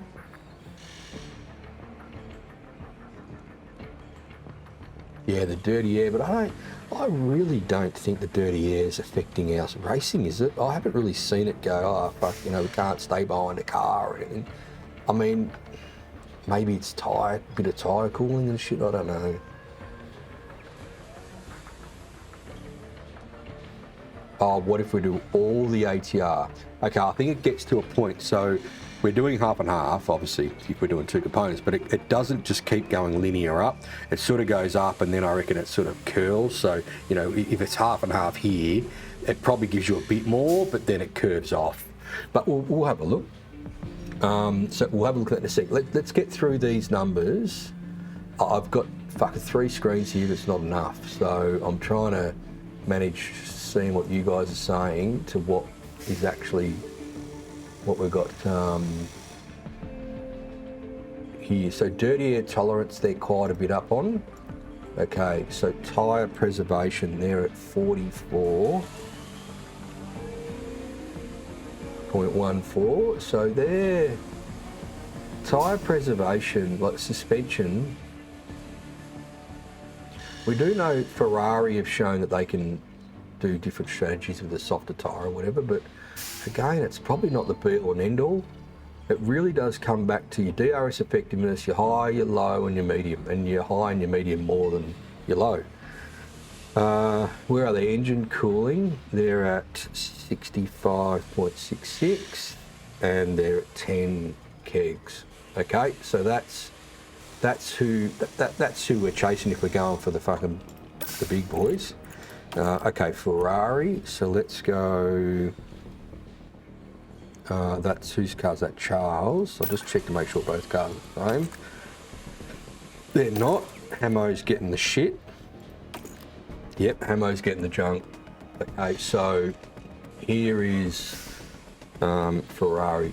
So it's 2.2 there. It's 322.61. So a bit of upgrade there. So they're both better in top speed, but we know that's not in a overall through the year. It's not the fucking where all the money is. 1.869, so there's a little bit of a bump here. 1.869, 64.37. Again, they're smoking us on the DRS effectiveness, so we don't probably want to sacrifice DRS effectiveness. They're at 46 here now. This is Charles's car. Yeah, they've got us by 10 points. I think we can beat them there. Yep, they've got a boost here. 3.651. So again, they're in front of us. So we are probably chasing some speed here now. Fuck, there's a big jump here. Yep, so they're still in front of us there. 63.25 jump. Fuck, 68.16. Jesus Christ. Got some good tyre preservation. 65.81 and 13.8. I mean, we've had to dump all the weight out of our car to try and get it to perform. We know that. And that gets us our acceleration up in the mix. It's still not fucking as good as those cats. I mean, we've got the Ferrari motor. We're only 0.1 off, so we'll probably beat them with our upgrades. Mercedes, let's do Mercedes anyway, and we'll do McLaren and leave it at that. So it's George's car. Ooh. Oh, Antonelli's getting the good shit. Oh, Toto. Yeah, Toto's giving Antonelli the fucking good stuff. Okay. 321.89. That's the sun. Oh, no, it's not. Sorry, it's 1.856. It's a little bump. 56.26. I mean, we shouldn't be worried about these cats. 2.582. 3.612. 4.887. There's a bit of a jump there. Yeah, they've got us there now. 58.21. 58.71. 61.89. And 15 kegs. Okay. McLaren. I mean, Oscar obviously won on the weekend. Oh, Oscar's got the good shit on the car too. Okay, Oscar. Okay, so there's a bump here. 322.13.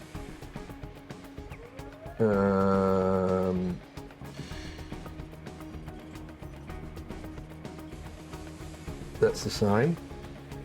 60 point, yep, this is a bump. 60.89. 2.660. 3.652. 4.936. 63.12. 57.44. 66.42 and 12.4. Okay. So, in all that, we're still focusing in this area, aren't we? And if we go and chase top speed, that's just going to sacrifice here. We've got McLaren covered on DRS Delta, but not these two guys. So in saying that, hang on, where's we come back? Yeah, I think we're always chasing the Red Bull number, but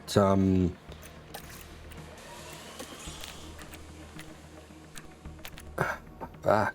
I was going to say we could probably sacrifice a bit of DRS Delta. But really, looking at this, we're fucking... I mean, these guys are tight. Look at this, 69, 70, 73. So, I mean, it's a bit of a pipe dream to think we're going to get 100 points on one of these teams. Fuck, it'd be great if we did.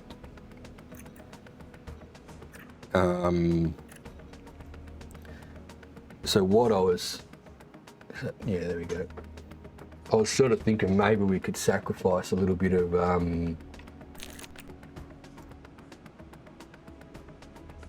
DRS effectiveness to get these numbers up, but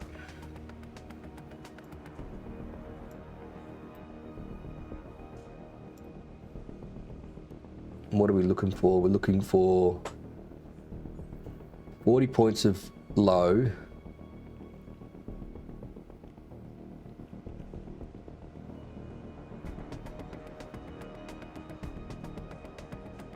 Only 20 points of medium.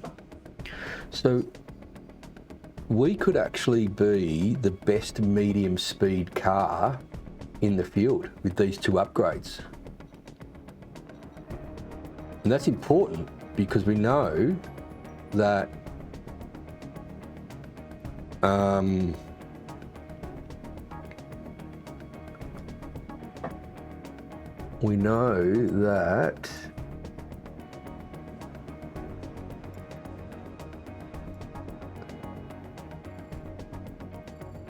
that's the absolute place we need to be. Actually, high speeds, oh, okay. I thought high speed was better than low, but it's not, it's the other way around. So medium, low, and then top speed and high speed are the same. So these cats have got both high speed and top speed on us at the moment. So they've got top speed, which is critical. That's critical. This being the absolute most critical, and this is the second. So we could definitely beat them in there. 40 points of low speed. I'm not sure whether we've got enough to get 40 points. Where's that chassis? No, we've got nothing from the low speed on the chassis. Where's the suspension? Was that given us suspension, low speed? No, all tyre preservation. We'll revisit that, but instead all tyre preservation. So looking at this, we're going to be able to get a lot of high speed performance. It's still critical, but it's not as critical as that or this. We should be able to come out of this with the best medium. Not sure about the low because it's looking for 40 points. We'll be able to beat Ferrari, I reckon. We're only chasing 10 there. And we're chasing 22 there. I will come close to McLaren. So we'll have the best, probably the second best. And we're chasing heaps here. We looked at 50, 90. So 90 points would be 60. Oh, fuck, we're going to come close to the second best. Okay, so my feeling is we've got to focus on getting the high speed up to the second best, medium to the first. This will probably be third best, and not worry too much about the top speed. We don't want to lose it.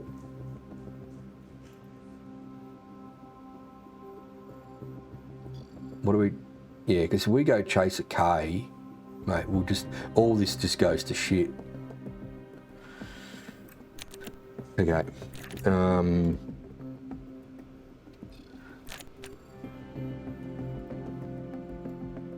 Let's get into it. Let's fucking start understanding who's who in the zoo.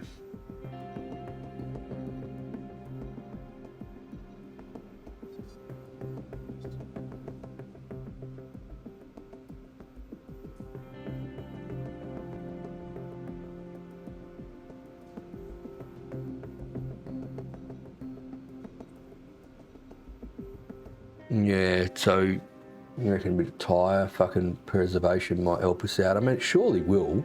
It was 12%. It wasn't a small amount. It was quite a big jump. Although we focused on that when we looked at the suspension, I think it'd be interesting to see if we revisit it, whether we can actually get some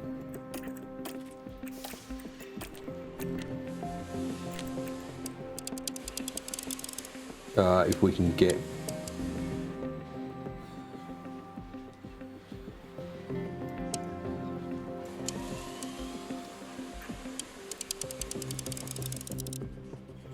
some low speed out of it. What are we looking at? 30. Just do that.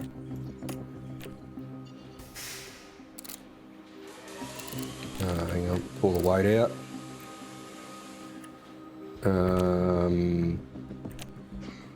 tyre preservation, max.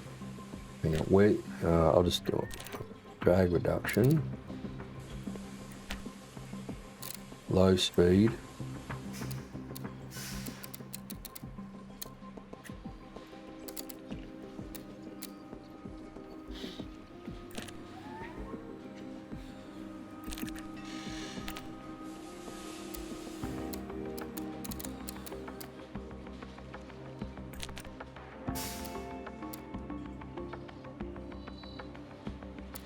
Yeah, it's the trade-off, isn't it?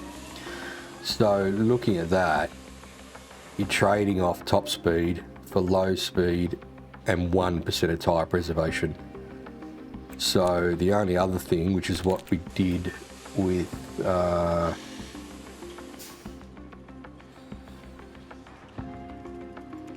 so the suspension, we're still losing top speed.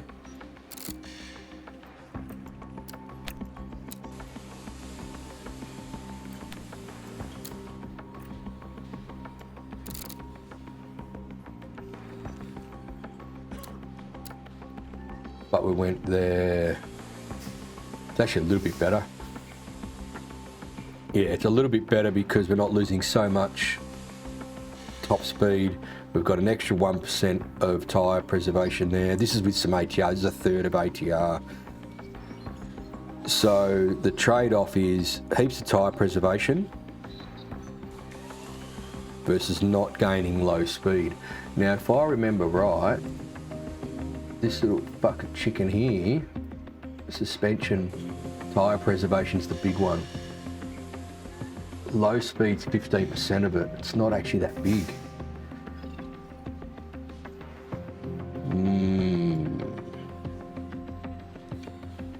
So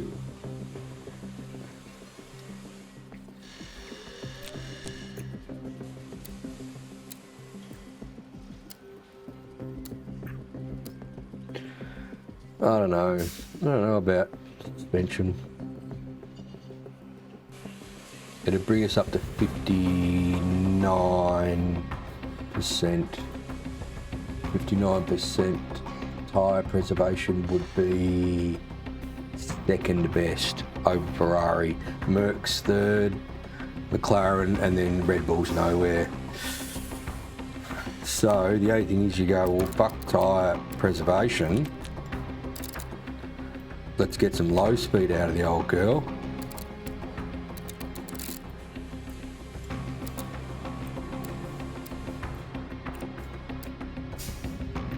.13.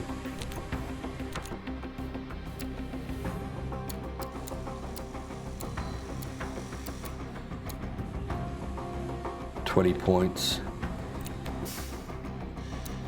but we're losing tyre, so we don't lose any tyre preservation. We're getting 21 points of downforce in the low speed. We're losing 20.21. That's the push and pull. So we're 40 points away on low speed, which is the second most critical. That gives it half of it. And I think the side pods gave us 15 points or something. What was the side? Oh, I didn't take a screenshot of the side pods. So what do you want? Do you want low speed or do you want tyre preservation? Do you want speed or do you want to run a different strat? That's sort of what that comes down to. What are we thinking? Are we drinking or are we thinking?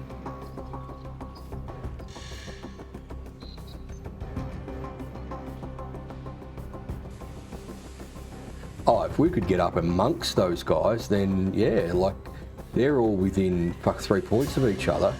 If we could even envisage getting anywhere up near them, then we're in the hunt, aren't we?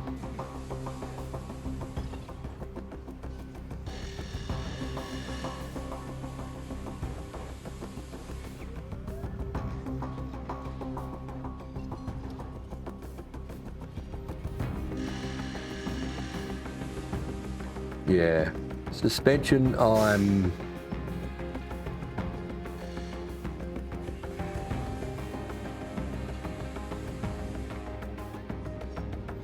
Put it this way, bang for buck right now, it's chassis and side pods. Unless you want tyres that don't wear out so much, which we know there's time in that. Because I think we understand now when you get to 60% and you get to 40%, under 30 you're fucked anyway, but when you get to 60 and 40, if you can not get to 60 and 40 as quick, we know there's a lap time in that. Probably not the fucking 3 seconds a lap we've seen sometimes, but yeah, we know there's lap time there. In terms of if you get there later, you're gonna have net speed, which is better, but you're not. I suppose you are designing properly for that component because that's where the suspension's the strongest. It's the tyre preservation. I was thinking low speed, but low speed's the front wing, and a new front wing's not going to help us. I think we've maxed all that out. So if you're going to design that component, you're going for tyre preservation.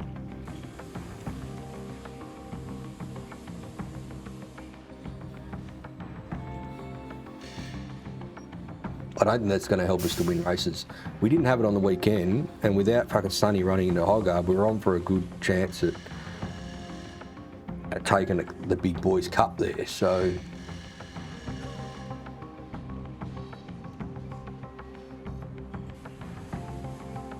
zero ATR will be junk. It'll just fuck all the numbers. Like you'll just get worse of everything.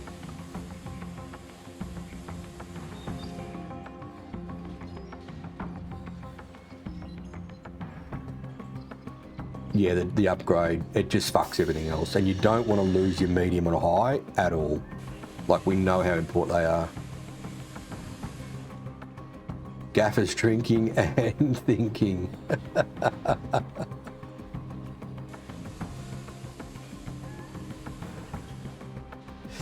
You want to have a look at the zero for the suspension. Drag reduction max. That was off, that was off, that was off. Tyre preservation, airflow front. There was something like that. Let me just confirm. That's close. Oh, it's not quite. Oh, fuck. Not as bad as what I thought.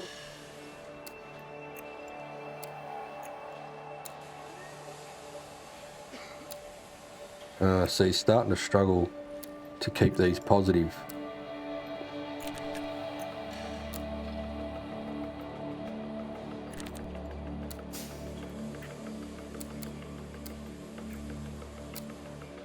Oh, fuck. Free upgrade.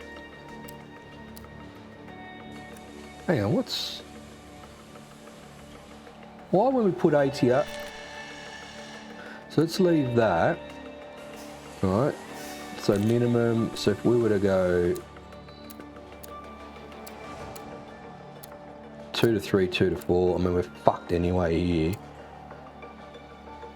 It's only 0.2 of a kilo, it doesn't help in acceleration. Okay, let's now let's stick ATR on it.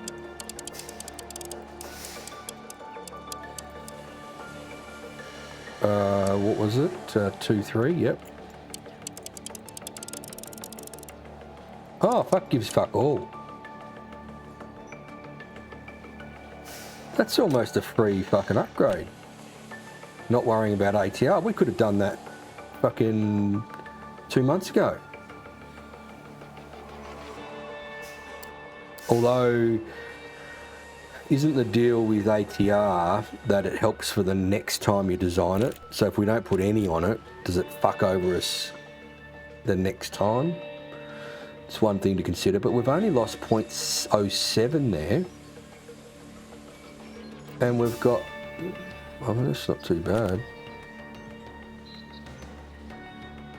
I mean, why wouldn't we do that just to get the extra 10% of tyre preservation? 10% is quite a lot.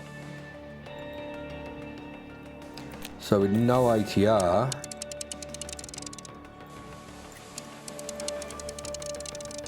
it's hardly a change.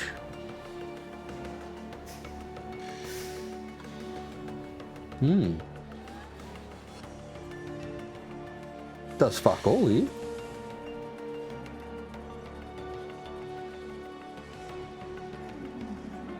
Yeah.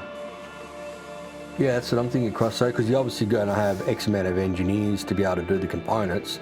So we're going to have 5 and 5 on the other bits.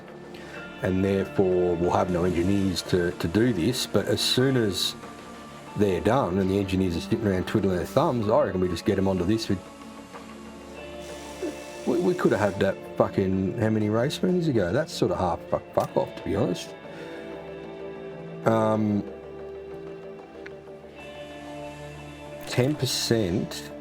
can we get some more? Oh, we can. And we've lost less top speed too.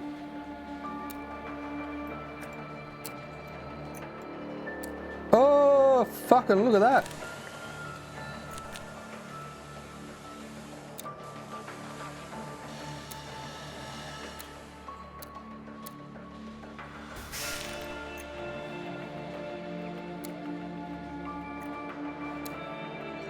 No.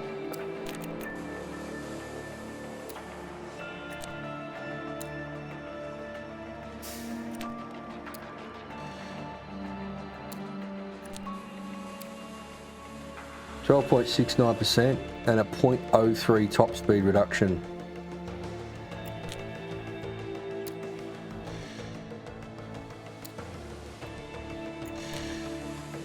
I mean, it's 1 point of low and medium.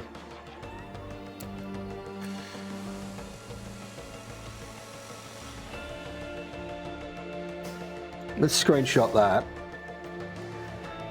because that's got to be in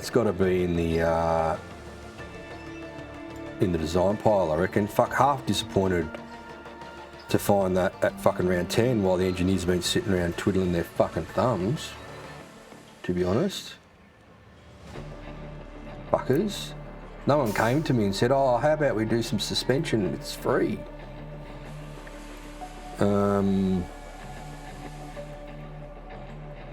Suspension, it'll be our second or third? Second.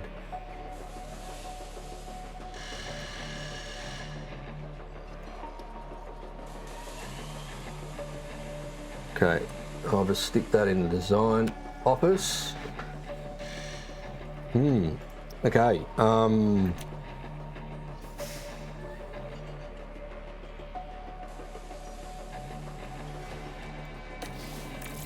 okay, bowl out of there. Right, the call is now, well, let's have a look at, let's just do this chassis because I've got all the numbers here without ATR. What does the chassis look like without ATR? So that's got to be off, that's got to be on, engine cooling off, and one click. Right, so that's it without ATR. That's the chassis. So we've got 30 points of high speed and 13 points of medium. Not to be sniffed at, could probably be tuned to make sure we don't lose anything. And okay, so let's go back to where it was. So that's what we were looking at. Now if we put ATR on this, it just jazzes the numbers.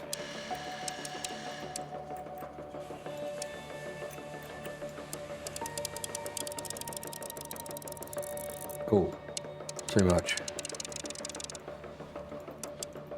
Right, that's half. Yeah, which is what we've got in the fucking Discord. Okay, so we'll look at 35 and 15.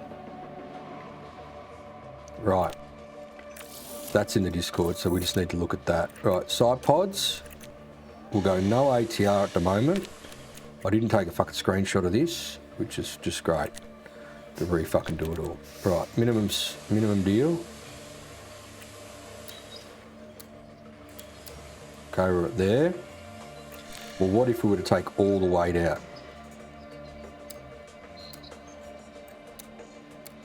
Fuck, it's quite a big jump.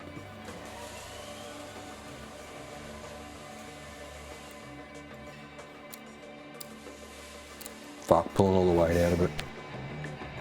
Right, engine cooling, We don't want to lose any.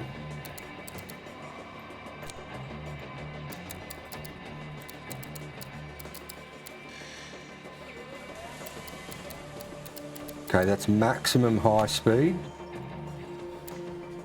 And anything you do here, it gives you a little bit of low speed, but takes away your high speed. Okay, so if we were just to say that's us, just say that's us right there. We could tune up a little bit. We haven't put any ATR on it, have we? No ATR. Right, so right there, we're looking at 80, if we do the chassis as well, we're looking at 89 high speed points. We're looking at 42 medium speed. That's definitely the best in medium. Not second best in high speed. Low speed only 11 points, and I think we were chasing 40, so we're not getting it.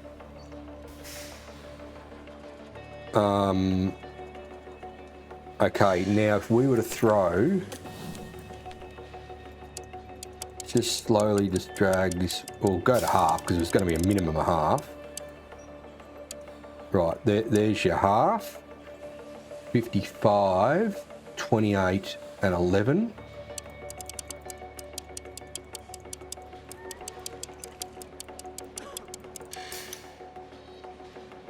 It's not massive, is it? So you're looking at a tiny top, like 1 point of top, 1 point of low, 1 point of medium, and 1 point of high. It's not like it's 10 points. Okay, what if we take it all off?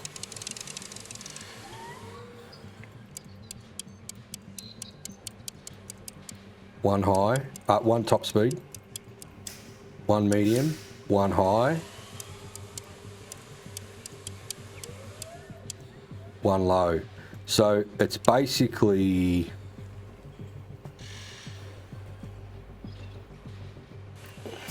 I don't think it's worth putting it all here.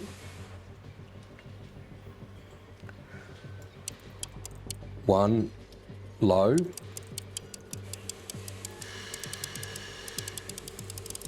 Acceleration went up. Okay, that's your half. There's your half. Your acceleration's gone up.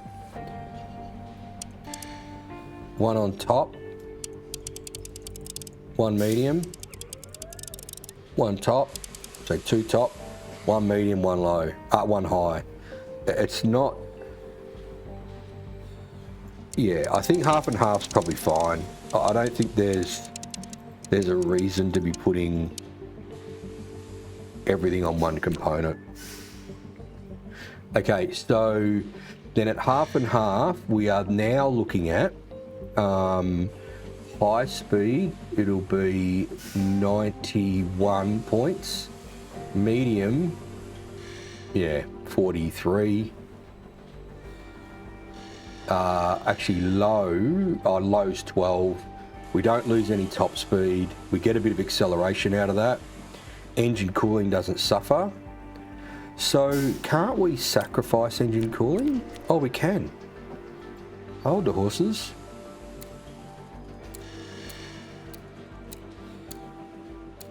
Okay, let's have a look at where we are engine cooling wise. Okay.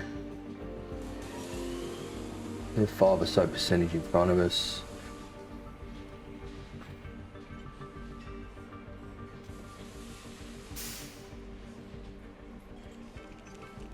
Yeah, they did, easy. We were talking about that early on.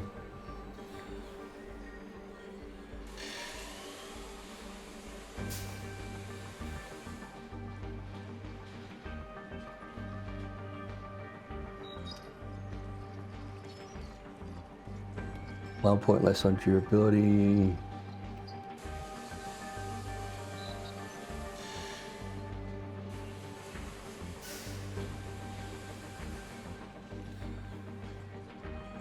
Take all the, no, I don't think there's a reason to be putting everything on one component. There's not enough boost. There's not enough boost to warrant just slamming all the ATR on one component. So, okay, now we're down to how much do we sacrifice engine cooling. So if we go to there, we're at 56, 28 and 12.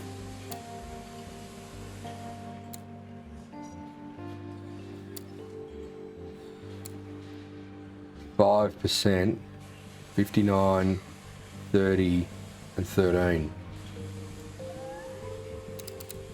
Is it enough to sacrifice 5% of engine cooling? Probably not.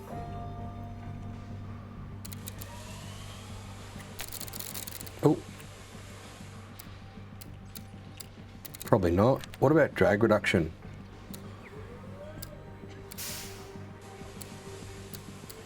So 12, 28, 56. 13, 30, 57.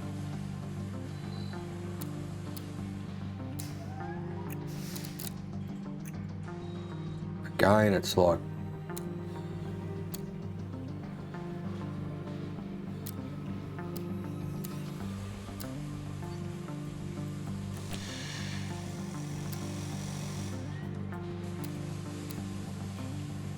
we're robbing one area, getting a fuck beastie. It's almost like we're sort of maxed.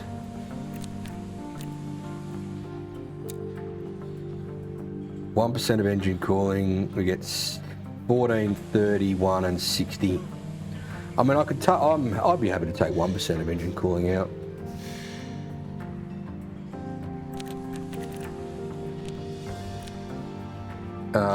If we look at so that'll give us 50, we'll call it 59. We're 6% behind the others. I don't think it's affecting us that much. So, okay, where does that then give us? So what are we chasing low speed? We are chasing 10 points for Ferrari, which we could get. McLaren, we're chasing 24. We're not going to get that. So we're going to be third fastest low speed, fastest medium speed, second fastest high speed. Because there's 60 there. And so 95 points we're going to get in high speed. So what does 95 points look like? 870. Oh, sorry, 970. 9, so we'll be highest. If we do that, we'll be the highest in high speed and the highest in medium, third highest low speed.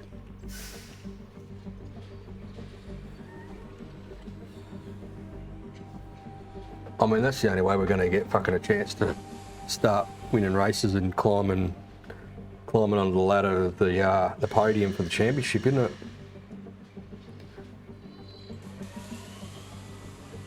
I don't think 1% of engine cooling is going to kill us. What do we think? We thinking or we drinking?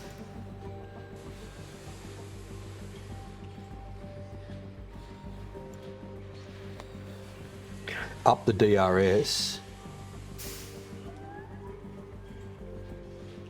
The low speed will come from the front wing. The majority of it will. So drag reduction. So we're getting no. So what we're chasing here are the most critical. The most critical being medium speed, low speed's the second, high speed's the third.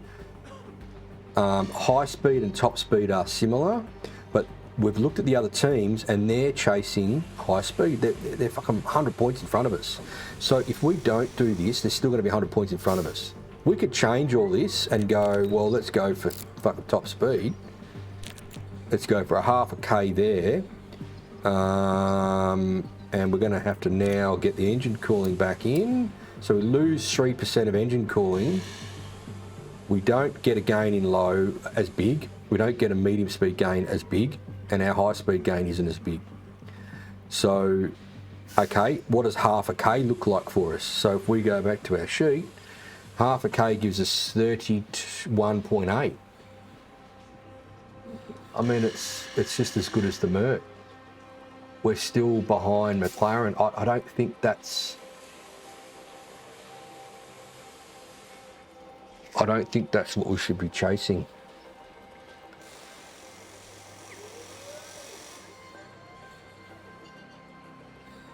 I mean, it may hurt us at places like Monza and Baku.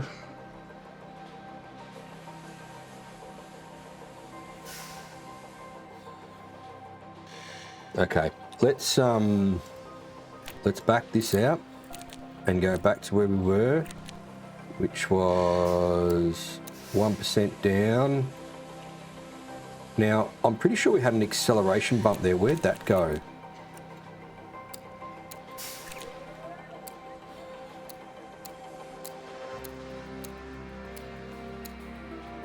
Well, I suppose what it comes down to now is how much engine cooling are we prepared to sacrifice? I mean, we're looking at 5 points of high speed and 5 points of medium for 12% of engine. We can't do that.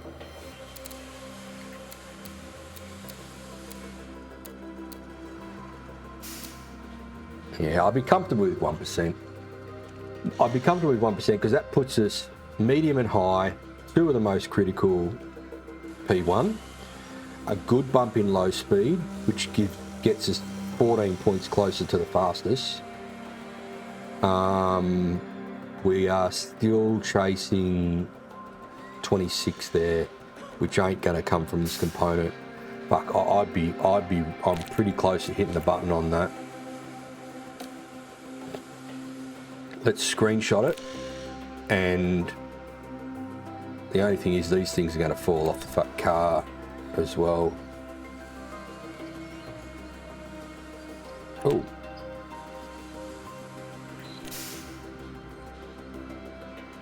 Oh no. Oh no, there we go. We fucking print screen function wasn't working. We're back. Okay, I'll stick this in the Discord because that there, I reckon, is our side pods if we're doing them.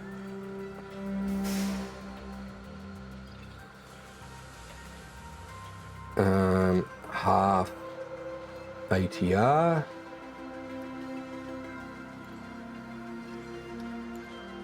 Oh, not fucking thumbs down. We want finger down, mate. Point your finger down. There we go. Right, so that's half ATR. Now, second suspension, that is no A. I need to make, because it doesn't actually show you on that page how much ATR you put on. Oh, itchy eye.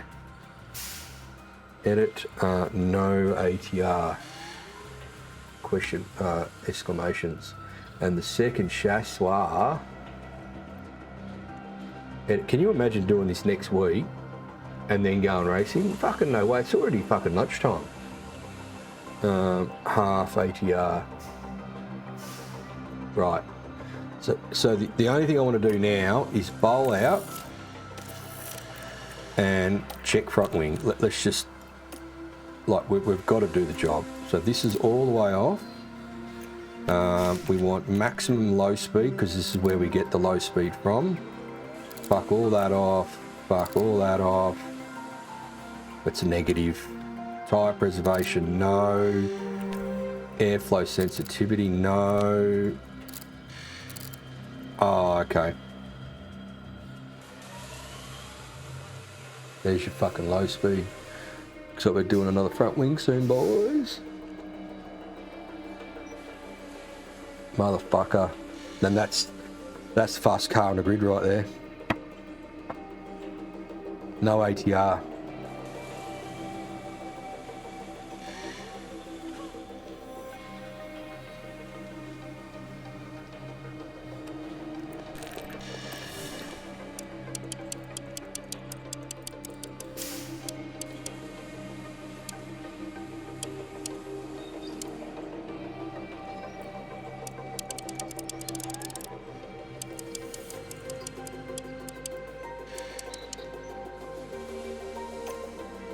them do fuck all.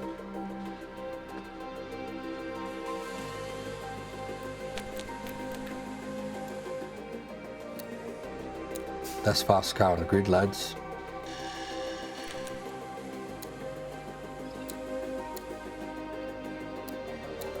That's fastest car on the grid, lads.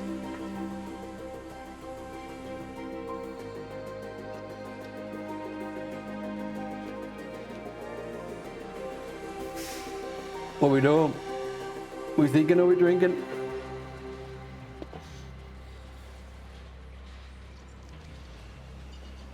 I didn't think another front wing would give us anything. And we've gone and made fuck 6 of the fucking shit boxes. Can I go and undo that?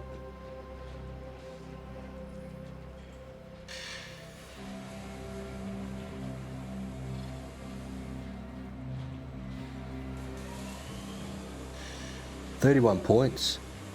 31 points with side pods. We're fucking swinging. Fucking hell, I've made 6 of those fucking front wings, mate.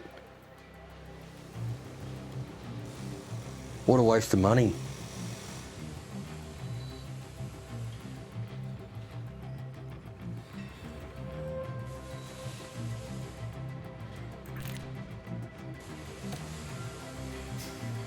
$1.8. Holy fuck. If I only had made 2 or 3 of those front wings.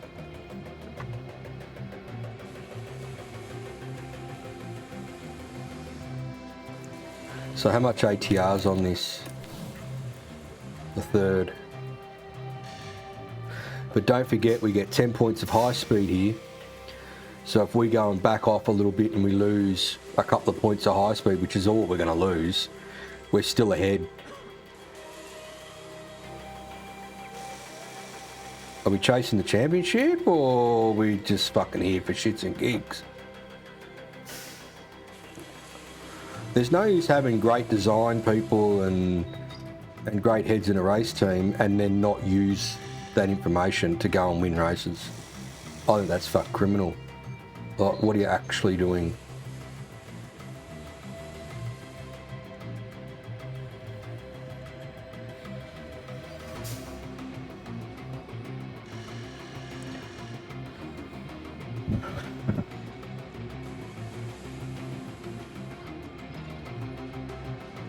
I'm gonna be a sensible team principal. Fucking screenshot the shit.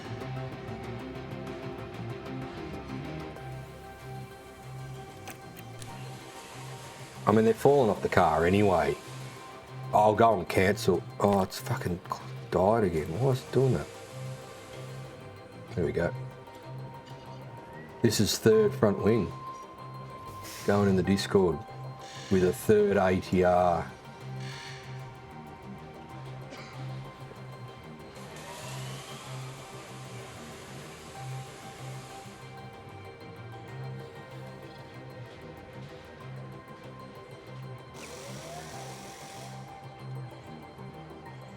Right. Hi PJ, it's Lofty, the team accountant and manager of money here. I just want you to know that I approve this front wing. Oh. You should hit go. Okay, fuck yeah. Happy days. The fucking accountants pushed the button, said go for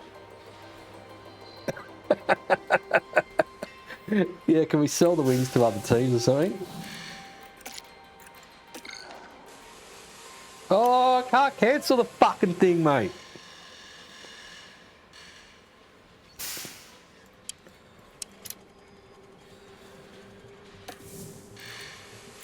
Yes, I can. Might as well fucking make it now. What a fucking dodo, mate. What a dodo. I was certain we weren't going to be making new wings. Now there's going to be, well, don't forget there's a bit of racing to happen. They fall off every second race meeting. So it's not all bad. There's 2 cars. We've got 1, 2, 3, probably 4 race meetings. So the 2 on the car will be gone. 2 more and 2 spares, it's probably not as bad as what we think. I'm talking myself into this, trust me.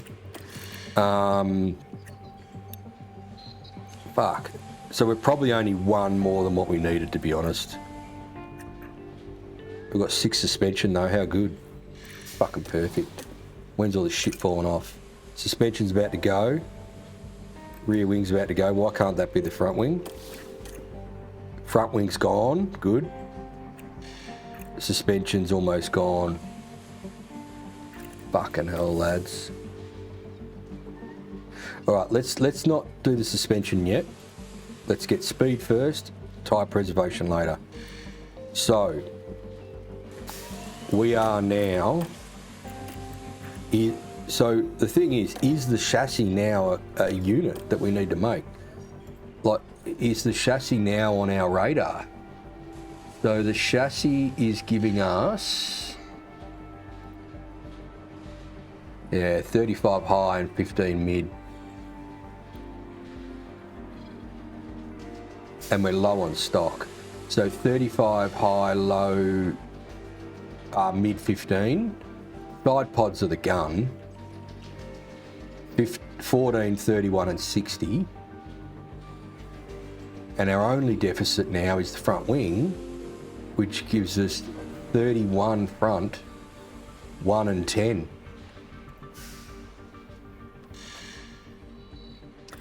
So, chassis with no ATR.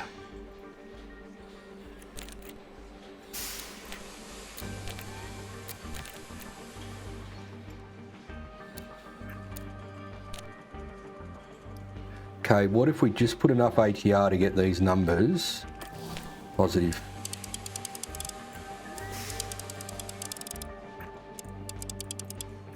Can't do any more than that. No. Okay. So, the third ATR, we're losing fuck all and fuck all. I mean, you wouldn't worry about it. And we're still getting 15 and 33, so we've lost point. So we've lost 0.2 here, but we get 10 points with the front wing. Our engine cooling has actually gone up. Hang on, didn't we fucking tune that? Oh.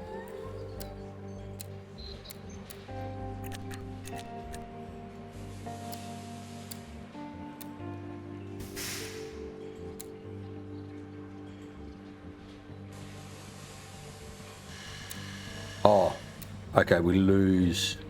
Yeah, okay.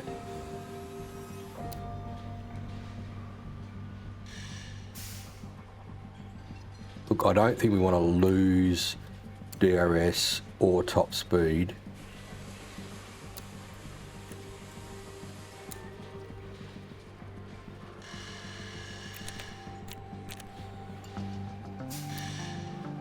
No, that needs to be max. That's now 37 there.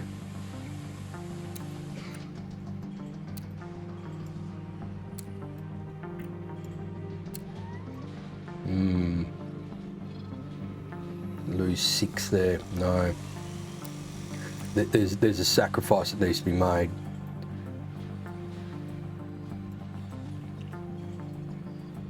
And so if you don't put the ATR on it, you get a little bit of a sacrifice top.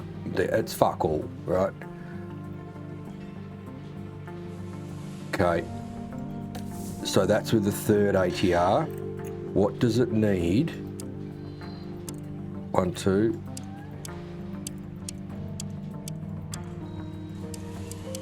Fuck, it needs all of it. Okay. Rightio. There's a little sacrifice. I mean, you have to, and there should be. Okay. Side pods. Hang on, no. Just do the fucking numbers first. So glad we got these fucking screenshots. This saves like 40 hours of fucking work. Bang, bang, bang, bang, and bang. Right, so we're at 50 steps, so we lost 3 This is no ATR. We've lost 3, but we get 10 back with the... So in total we've lost 5, but we gain 5. So we're at 5 up still, if we do the front wing as well. Engine cooling doesn't take a hit. 29 and 8, so lost 2. Lost 1, but gaining 20 from the other thing. Mate, we'll have the... Fuck, this car will be a fucking rocket ship.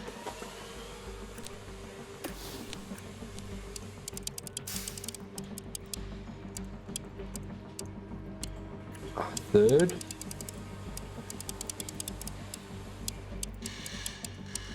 Okay, we lose a little bit of top speed. We lose 0.1 of a K. I don't think that's a concern.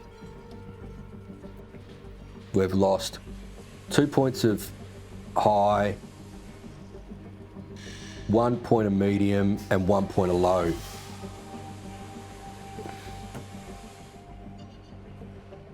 It's time to start fucking spending cash, I think.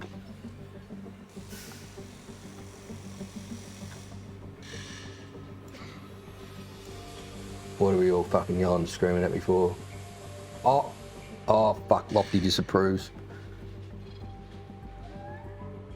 Yeah, sell the front wings as collectors.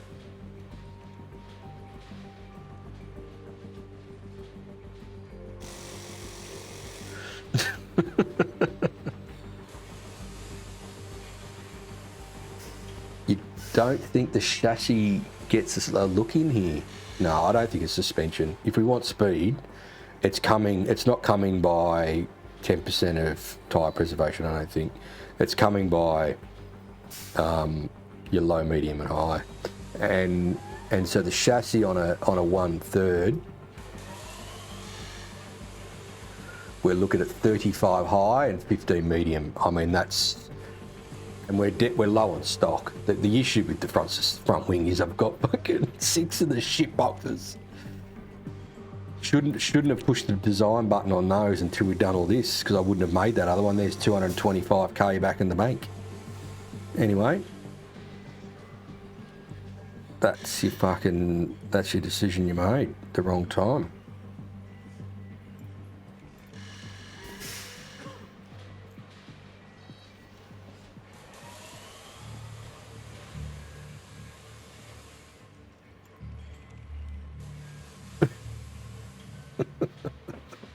What woke you up, mate?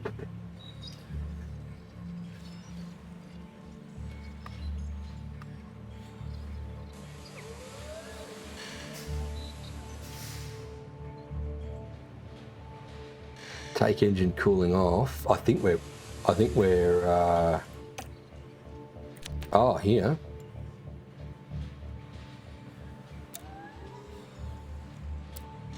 Yep. We could go we'd go a 1% slice there, because we gain it back on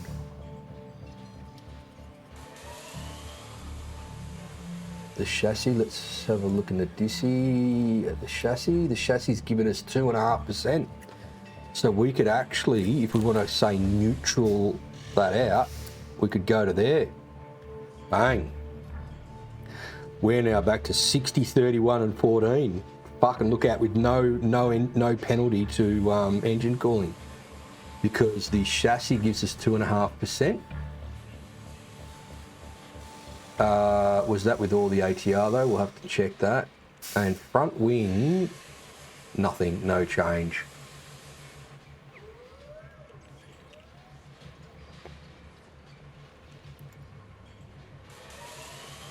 That's with a third. 1/3, yep, 1/3. Hang on.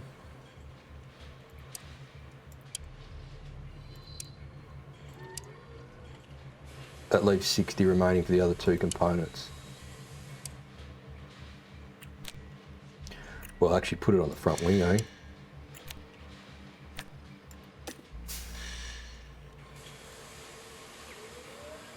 Mate, it's fucking looking good. Screenshot. Mate, this is what you're doing in a design office. You don't fucking just spend it. You gotta mull it over. You got to talk to people about what's going on. And make sure the right decisions are being made. Okay. Final side pods. 1/3 ATR. I don't know whether the sporting director being awake or not is a good thing, because we've got 21 mil in the bank, and I think after this we ain't going to have 21 mil in the bank. And he's already told us he wants us to consider not fucking burning everything up. Shazwa.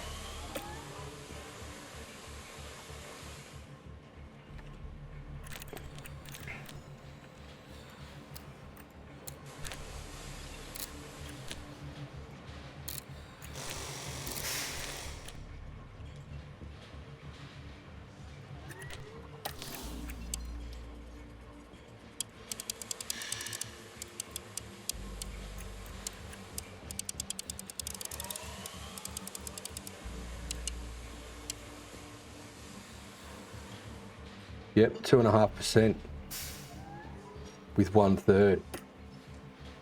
I just wanted to check to make sure we could pull that off the side pods, and we can. Oh, that's at 30. Oh yeah, no, that's going to be a little bit of a drop because of the. So engine cooling's maximised there, like she's. Yep, we can't. There's no use going for more. Well, is there? Could we go more here? No.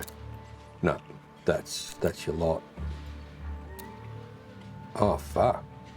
Oh, no, we lose high speed and medium. Okay.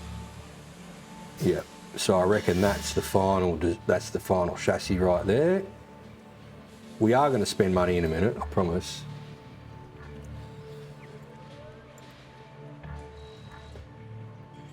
Final chassis. 1/3 ATR.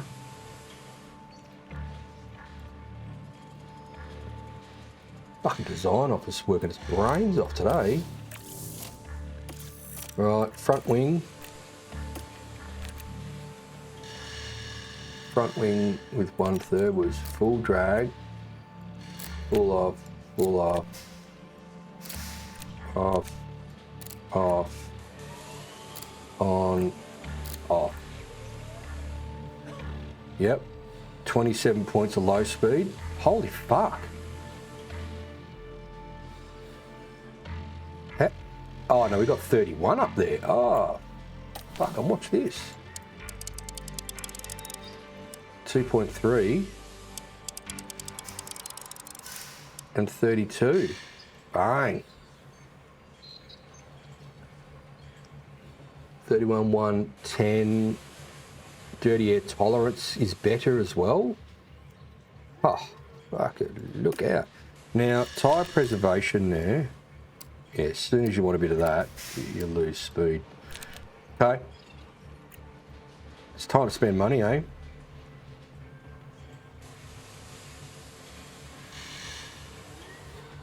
Look away, Lofty. Just look away, mate. Just rest your head on that pillow and just let those eyes close, mate. You don't want to see this. I think it's time. I think we just fucking spend it. Oh, you said spend. Oh, fucking brilliant. Oh, we've had the green light. You want the engine cooling, mate. When you're out in front leading a fucking race, you don't need engine cooling. Rocket ship. I'm watching like a hawk. No, we're not rushing. No. So one thing we won't do is rush the shit. I think we just got to, because someone will set fire to the fucking joint. You know, they don't understand how much effort and work we put into getting these components to be as best as they can, and then some gumbo in the fucking design area will just go and like set fire to the building so they don't have to do any work.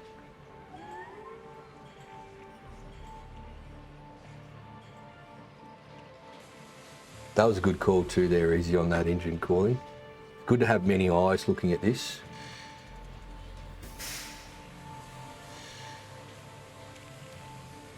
Mate, if we're not winning races with this, fuck me. Next half of the year, it's going to be a bit of like a McLaren last year. It's going to come from nowhere. Yeah, we can fuck around with research after this.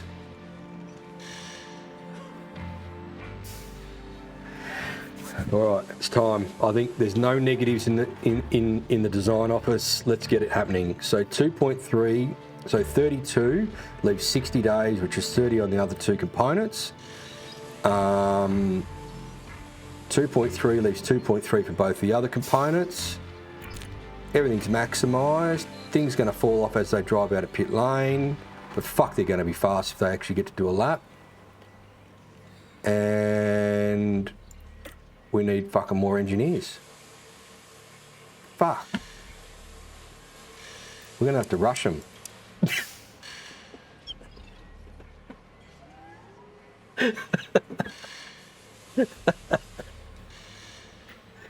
Rushed. 2.7, it's only money, mate. Oh, fuck. Now we've just gone one page and now we're at a fucking roadblock again. We've only got fucking 10 engineers, mate. Useless fucks. 34 days. When does that come?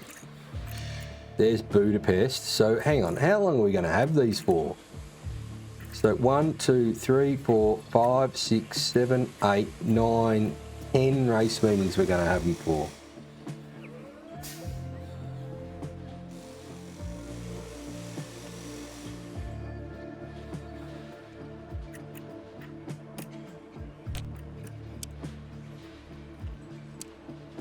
It's only 800,000 and we drop 11 days. We could have it for Spa.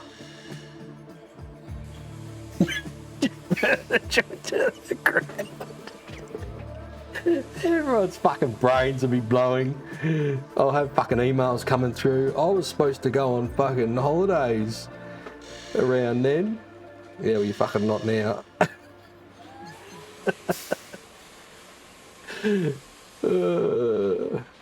I had a wedding to go to on the weekend. No, you're not.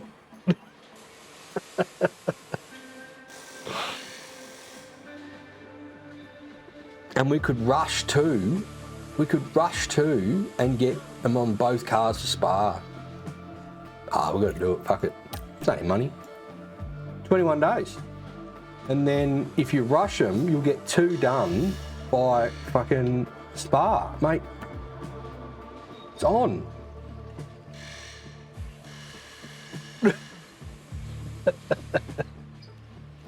Yeah, we get more knowledge from rushing, not rushing all the bullshit. But, mate, we're going to have the fastest fucking race car in pit lane. So the thing is, right, we could rush this front wing. The problem will be the other 2 components, because I'll have 3 engineers on each. And we can't, I mean, they're 10 days and 8 days to make them, so we're not going to have them. So what are we going to have? We're going to have low speed, high speed, bit of dirty air and a bit of that for Belgium. Is it worth it?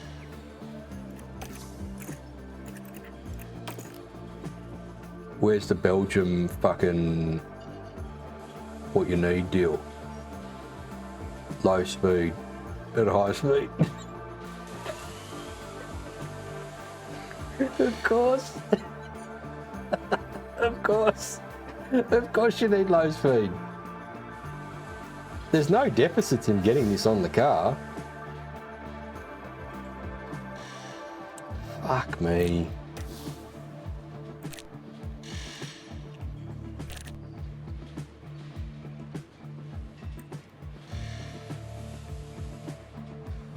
Oh my God. Being a team manager is not fucking easy. So 303, so it's all the same that's in there. Final side pods, final chassis and third front wing. So it's all the same. Rightio. Okay, so we can get it 21 days. We could rush 2 to get it on at Spa, which gives us the best low speed. No, not quite the best low speed in pit lane, but it'd be better than what we got. Right. Chassis 2.3. Oh, this shit doesn't matter, I don't think. No, it doesn't. No, it won't. So why am I doing it? I don't know. We just need to know how long it's going to take. So 3 engineers, 26 days. Oh, we could have it for Belgium. We could rush a set for Belgium for 1 car.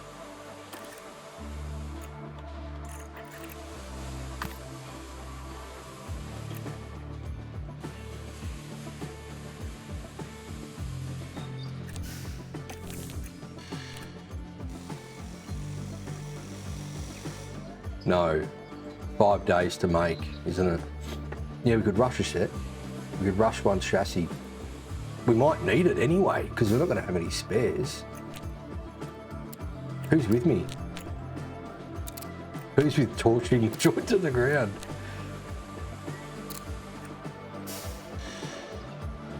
And we get some engine cooling.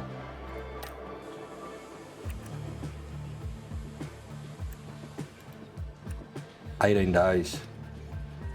It's only 1.5. It's fucking cheap. 18 days, and then there's 7 days till Spa. It's 10 days for a chassis, but rushed, it'd be 5 days.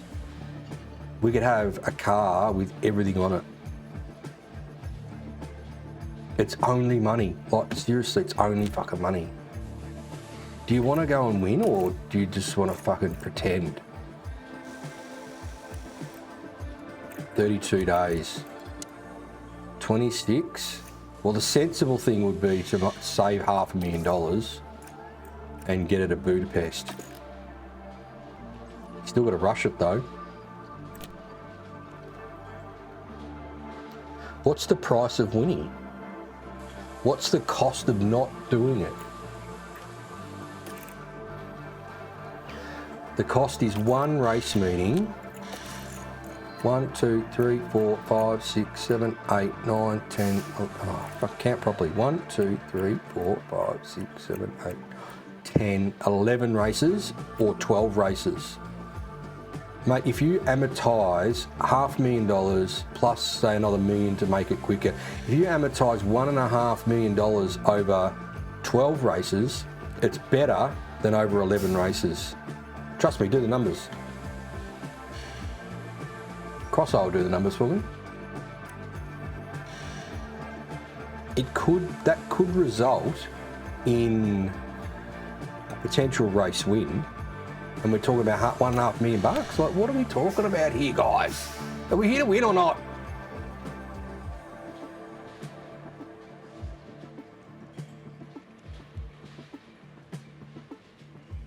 Well, what happened when we last rushed is someone burnt the fucking joint to the ground. And we didn't get it for ages after that because the game didn't want us to win. We're too smart.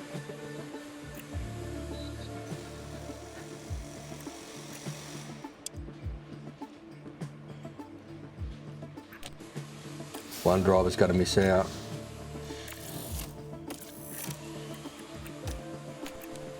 Don't need to worry about that. 3, 18. We could have a whole car set. We could have a whole car set for Belgium for 1 car. It's going to cost money, but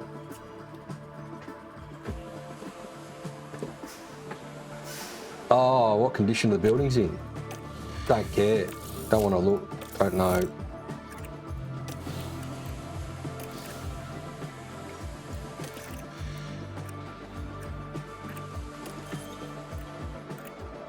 Factory's at 98. 89, they're pretty good. 87, 95, 90 and 94, they're pretty good. I say rush the shit. And if people have weddings and fucking spa bars and fucking nights out with the misto, too bad. The helipad's fucked.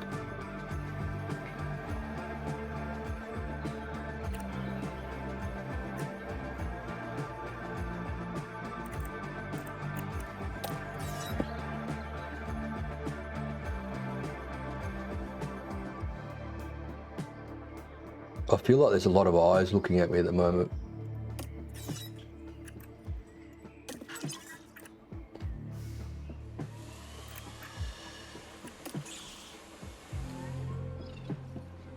There it is, lads.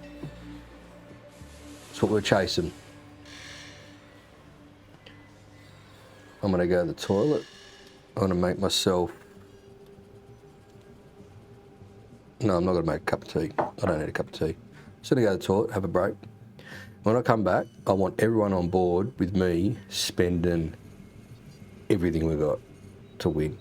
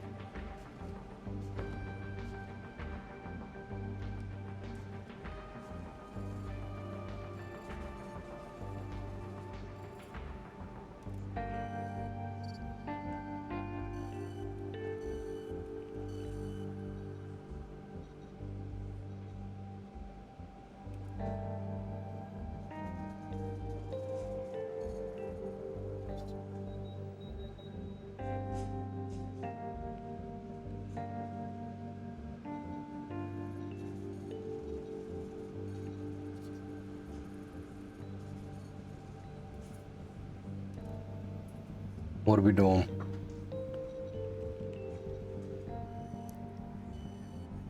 Yeah, there's plenty of cash coming in the door.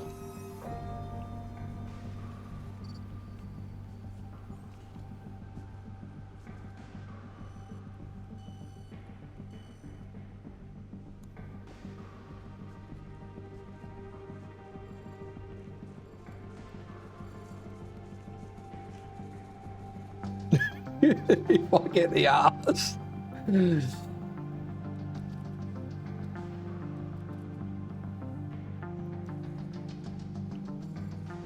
could go in the caddies. Actually, that's true. We need to be able to bring the caddies on board. If we get the arse, then maybe old love from Cadillac comes, hits us up. It's our learning year, right? It's our first year at this. Like, we've got to make mistakes. The only way you go forward is to make some mistakes. Right? Like, if you don't make mistakes, then how are you supposed to improve?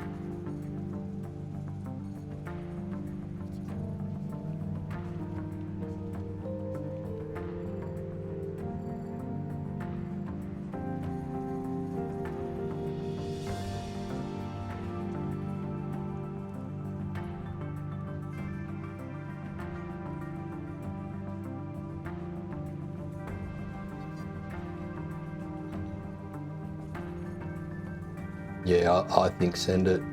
I think we're going to go for the fucking... I think there's sometimes in a race team where you just got to go, you know what? We've got performance laying on our tables. We've done all the fucking hard work here. It's all laying in front of us. Like, we've just spent how many fucking hours now? What the fuck's the hour thing for how long we've been going live for? 3 hours. Nearly 3 hours. Probably 2 hours on this shit. And we're not going to do anything about it. Like, we're just going to leave it on the table. And every race we go to, we'll be going, oh, but maybe if we had maybe we could have just spent that $500,000 and got that fucking... Mate, we can't do all this work and expect the blokes to go to a race meeting with an inferior car and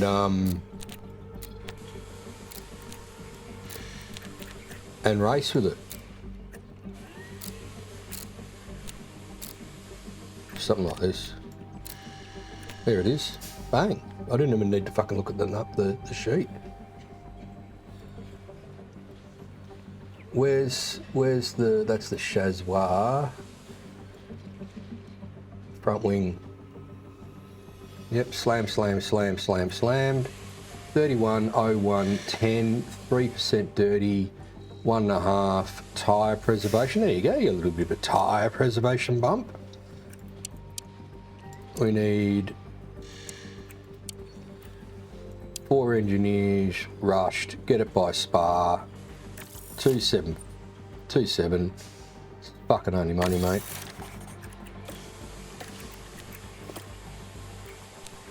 It's only money. Sponsors just love handing it to us. Don't know why. Fucking misfits, mate. Just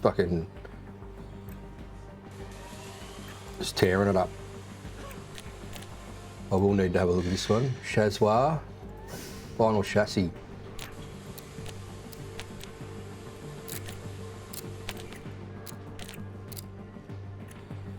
.107 15 33 25% engine cooling. 3 engineers. Cheap. I don't know what this is going to do the rest of our year, lads, but fuck, we're going to have fun racing with those Red Bulls, I reckon.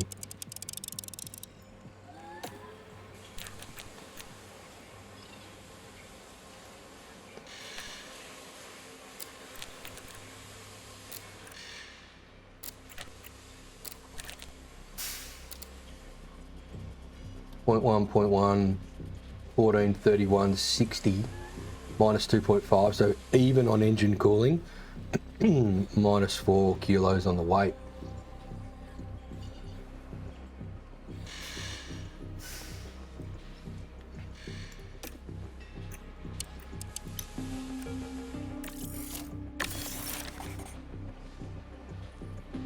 We've got 15 million still in the bank, lads. Now, how do we cancel these fucking things? $0 refund. I haven't spent any. We haven't gone anywhere. Damn it.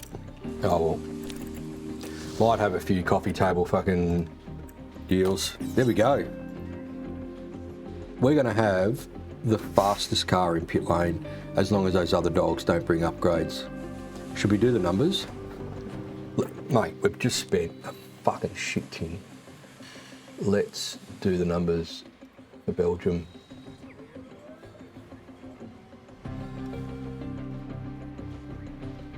So this would be pre, so it's round 11, Austria.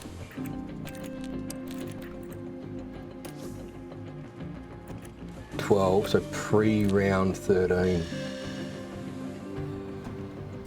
Pre-13.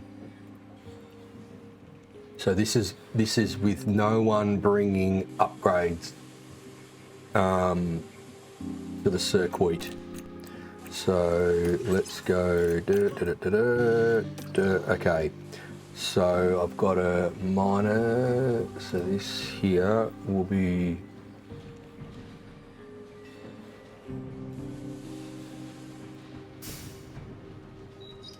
Minus 0.01.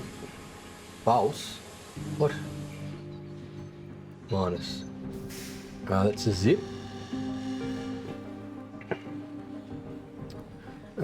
This will be 62.23.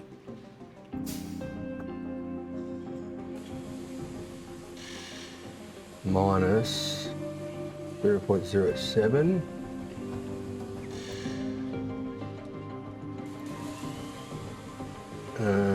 Right.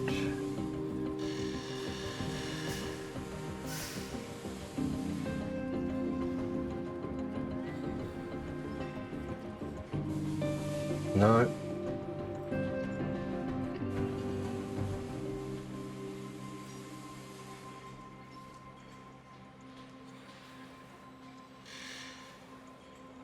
There we go. Low speed, there's no jump there.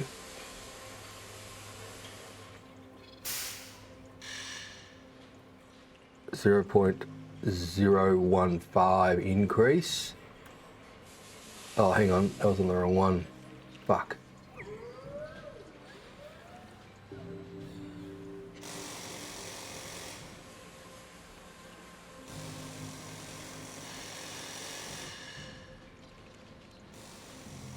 Bang. Still a little bit behind McLaren and ready there. Oh, hang on. No. That was fucking right. What am I doing? This is the chassis I'm adding here. Fucking hell.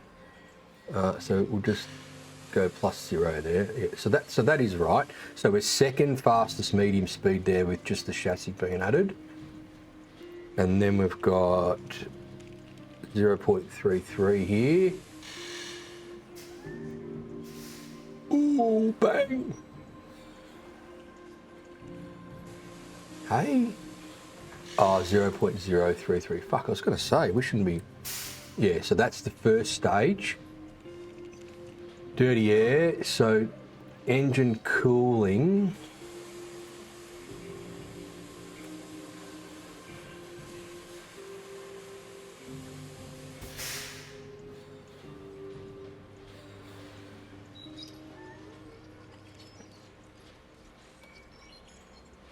Huh? 8%. There we go. Right, so that's with the chassis. Now the front wing.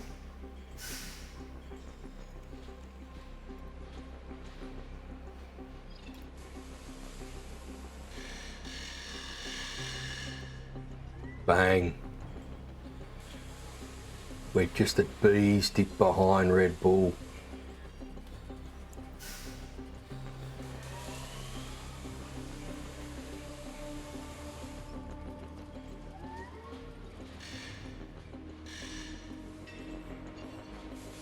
Little tickle there.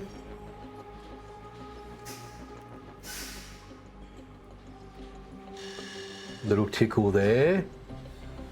Oh, 3% of dirty here.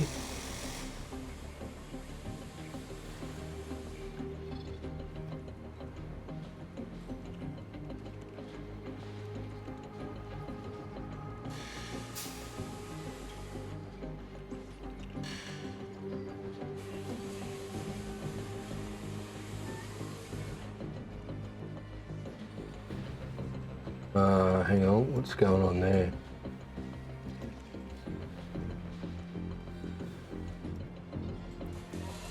There we go. So that was right over there, wasn't it? Yep. Tyre preservation, little tickle.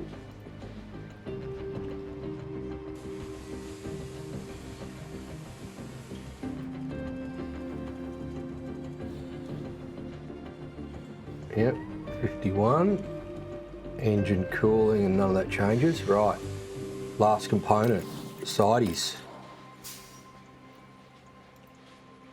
This gets nullified because we get a plus 0.01. So that's back to where we were. Acceleration.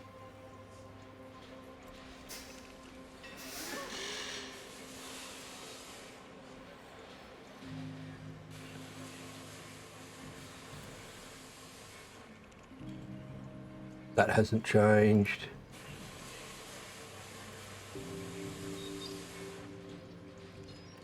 Bang. Fastest on the fucking track.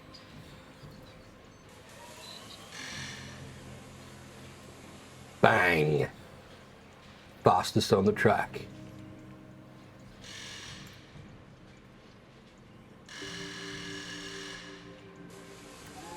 Fucking smoke the bags, boys. Cop that, motherfuckers. We're coming for ya.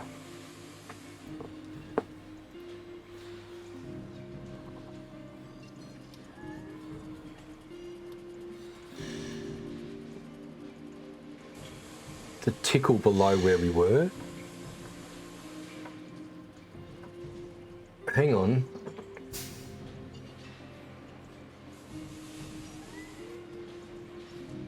No, that's not fucking right. That's not on that one. That's fucking tyre preservation. Goes on engine cooling. There we go. So the numbers there are we've lost 0.006%. Fuck all.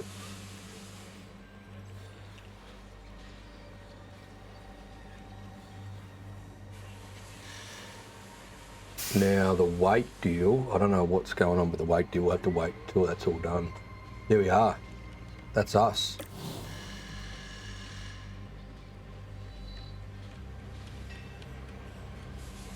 Top speed's our only real deficit there. And you'd say it's a K at minimum. But in terms of medium and high, if they don't bring any upgrades by Belgium, if we aren't on the front row and win that race, we're in fucking trouble because we've just spent a fuck pretty penny to go nowhere. But we are, I didn't think we'd be able to do this. I didn't think we'd be able to find enough from the previous stuff that we'd done to get our car in this position. Fuck yes. Let's go, lads. Look at that. Mate, we'll have it in fact 3 weeks. 3 weeks and she's going on the car. We'll have this manufacturing, they'll have their asses hanging out in here. It's on. It's on like Donkey Kong, boys. You ready for a real good car now? Can't fucking whinge and piss and moan about, no, we're not spending money, blah, blah, front car shit. Mate, the car's gonna be fucking brilliant.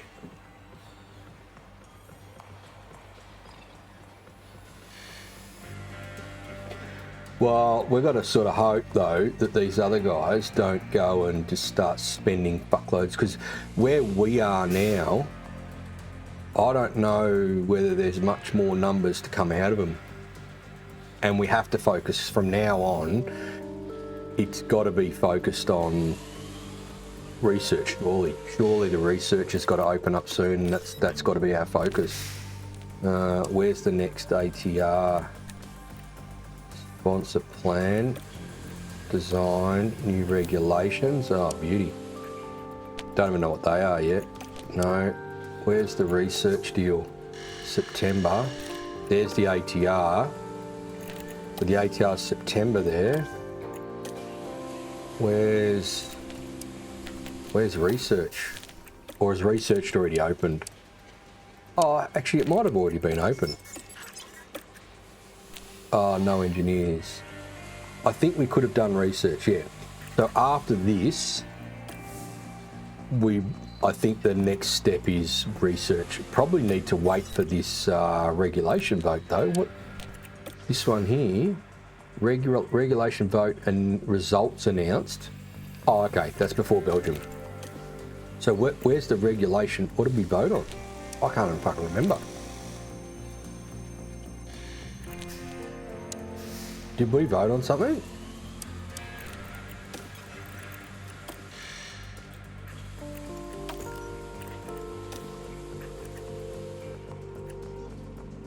Three months ago we voted. Good morning, minor technical for 25 or 26. So airflow focused or cooling focused? And I'm pretty sure we would have gone cooling.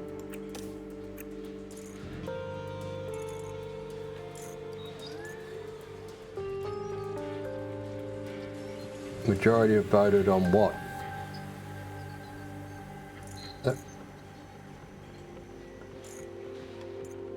1, 2, 3, 4, 5 against. 1, 2, 3, 4, 5, 6 for. 6 are for what? Oh, here, vote for cooling focus changes. So, okay, so cooling is on the cards of being dropped. So, if cooling's on the card to be dropped, we're not looking too bad. We're about 5% off. I'll just bring it up. We're about 5% off these cats. Oh. We're 60 and they're 65. So that's a lot better than where we were with Aston, I reckon. I reckon with Aston we were fucking junk. So, okay, so that's that one. Now, is there a regulation vote coming up, like, in the next fucking little bit? Oh, there. Yeah, there, okay. So after Britain, there's a vote for something. And then the announcement's the week after. Okay. Well, by then, we'll know that it's cooling focused and whatever the fuck this one's going to be. It's probably going to be like points or something. So it won't affect how we go designing for research.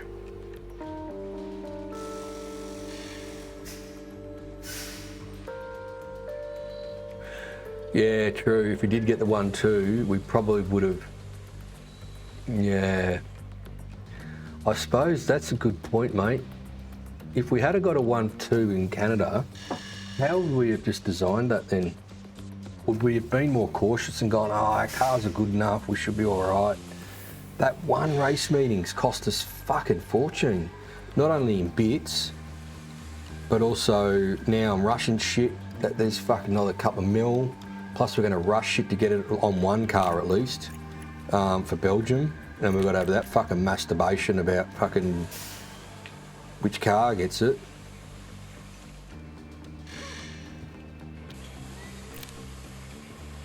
Anyway, we'll have that masturbation another time. Not now.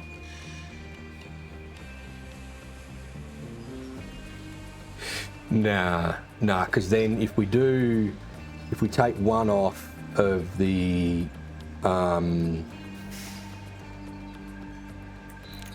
front wing, then it comes too late to get two cars. So at least two cars will have front wing, right, for Belgium.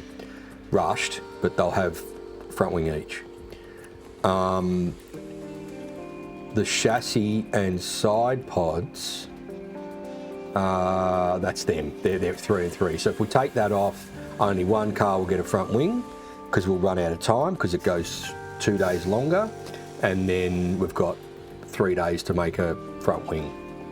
So no. Rushed front wing, I think you can get it pretty much done in a day, I think, or two in 3 days. So that's what we'll have to be able to get it on the car. I think we'll be good rushing both of them. We'll get both of them on the car in time. And to be honest, the suspension, it's going to cost a bit. And I think we've just spent a fuckload on the most important parts. Tyre preservation, yep, I reckon we definitely look at it after those components are done and see what it's going to cost and what it's going to benefit of us. Like what do we got coming up? We've got, so after Spa, there's Budapest, which we won't get it by Zandvoort. So say we did suspension and we got it for Zandvoort. Don't know whether that one's a fucking tyre sensitive one. I think it might be actually. So maybe 1, probably 2, maybe not. 3, not sure. Not sure. I can't remember if they're tyre sensitive or not. Don't know. Actually drove around this shitbox joint on LMU, on the My Ultimate. Drove around Guitar. Fuck me. Like you want a mind bender of a track, that's it. And there's a 6-hour teams race this weekend around here. Cross they can't do it. Mate, like, I'd be going into this one just going, it's a participation medal. It is probably one of the toughest tracks I've driven on because of the multiple corners, obviously. But it's not only that, it's where you place the car. It's like where you brake in here, where do you mid-track the car here? It's a very strange one. I'm thinking it might be even a late apex. I'm not sure yet. Then you've got to get back over for this one, and the apex is late here. Like you get into here, and the mid-corner speed's lowest about here. Not fucking back here. It's weird. That's not too bad. It's fucking pretty high speed through those, like for the handle. This is the GT3 BMW.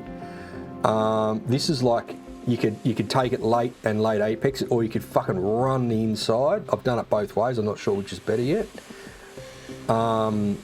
Very slow fucking right-hander here. Again, placement. You could place it late, or you could run the apex here. Fucking tricky track. I really don't know what the fastest way. Now I did probably 10 laps, 15 laps. I haven't done a huge amount of laps, but shit, fuck me. Like if you want to go and race this track, there's some practice that needs to be done if you want to be quick. Now, if you just want to participate, like I said, if you were to do the 6-hour this weekend and just do a participation medal, you could have some fun. Tough track, fast there, slow there, fast here, all the way through here. This is super fast, like fuck me. And then even this corner, this left-hander is quite high speed, third gear in a GT3. And then here, again, it's another one where you brake late and come back at it, or you fucking hug the A. Very difficult track. More grip than what I thought it would have. But yeah, that's a little bit of a side fucking deal. But that one might be one for tyre preservation, don't know. Need to talk to engineers about that.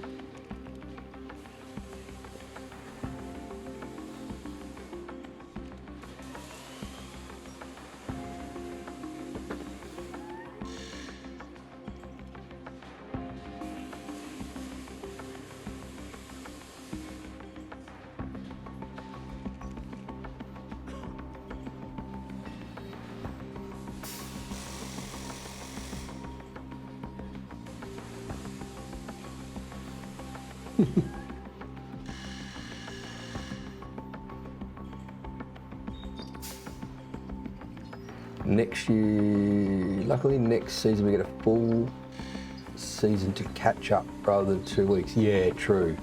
We get to actually do some design and shit at the start of the year. Where for Coda?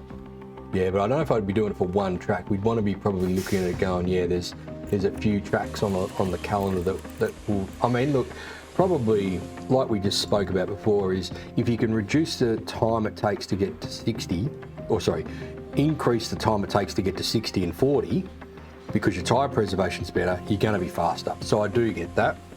So anywhere we race, you're getting to 60, and most of the time you're getting to 40. So therefore, tyre preservation is going to help. And we've seen Ferrari run a softer compound tyre than us successfully against us for one race, I think it was at Monaco.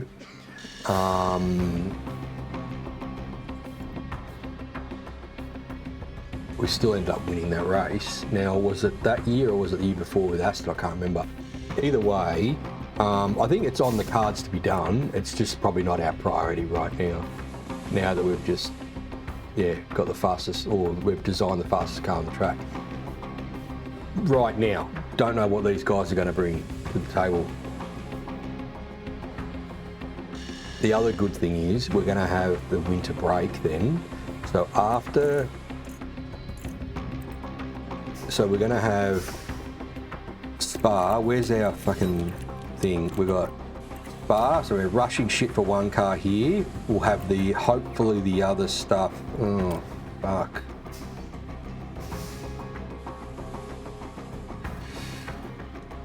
Yeah, shit. 1, 2, 3, 4, 5, 6, 7 days. Fucker. You're not gonna get the set of sides done in. Although with our new upgrade on our factory, I'm pretty sure our percentage speed of making shit goes up. We might be able to, on a normal, get a set of sides for the other car, no spares. Chassis we won't. If it's 10 days, it might be 9 or 8, but it won't be 7. But then we've got the big break, right? So the big break after Hungary. Now that's the same in real life, isn't it? What do we got? We've got Great Britain, we've got Belgium, and then Hungary the week after, and then the big break. So we've got the big break then to get stock up without rushing shit. So we could pretty much, we've got 4 slots. You'd just be like, right, punch out some wings, punch out fucking couple of chassis and a couple of sets of side pods, because they're going to fall off pretty quick. And that way we're not rushing shit there. So we're saving a little bit of cash there, looking at positives out of not negatives, but out of the spend we've just had.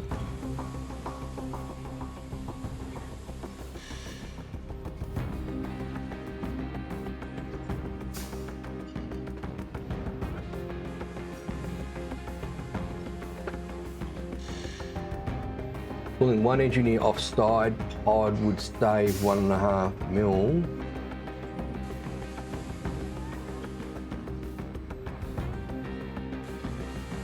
Hey, what do you mean pulling one engineer offside pod? Design. That goes to 19 days.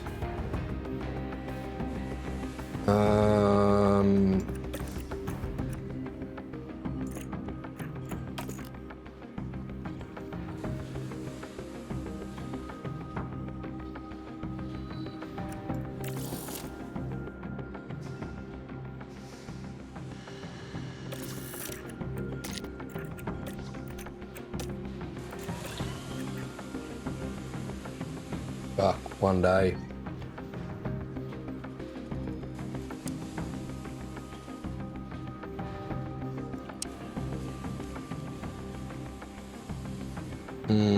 Okay. So we're not actually going to have to rush these for one set. For one set of side pods, we can do it on a standard. And there's no use doing 2 sets because you're not going to get them. So we looking at what we've got at the moment, we get a set of side pods without the joint burner to the ground. We get a set of side pods by Spa, not rushing. So we save 225k there. Well, that's handy to know. 9 days. So that's going to have to be rushed. Yeah, so that's going to cost us 275. The wings though,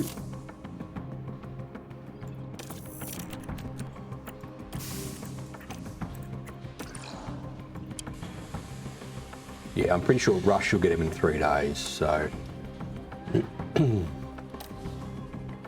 that's 21 and 3, which is just in time.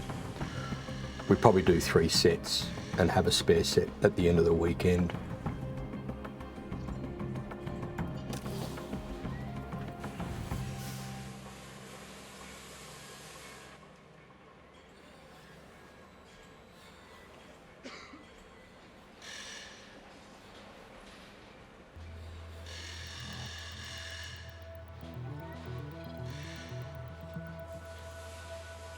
Is a front wing enough to pull the second car forward for spar? What do you mean? You mean not? Oh, so one car doesn't have anything. So 23 and rushed front wing is 3 days, so we don't get it. Yeah, so we don't get a front wing on any car. Oh, how long? No, a standard front wing is 3 days.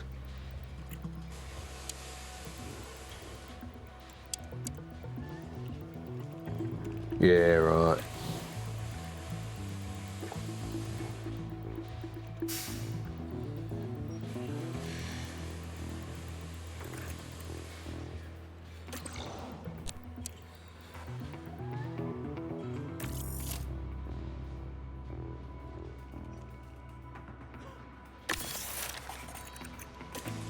So we can research. Suspension, nothing.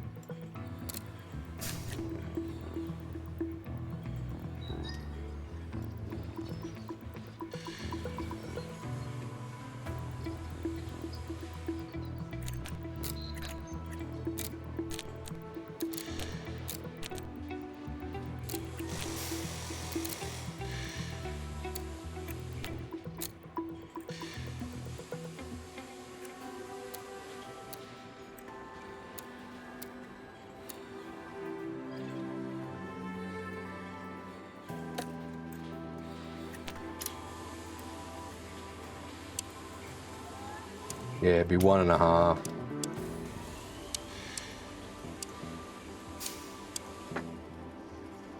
One and a half, 21 days, and suspension takes 8 days at best. So we're not going to have it by far anyway. Suspension's 8 days on a rushed. Was it 6 days for the? It'll be the same as the side pods.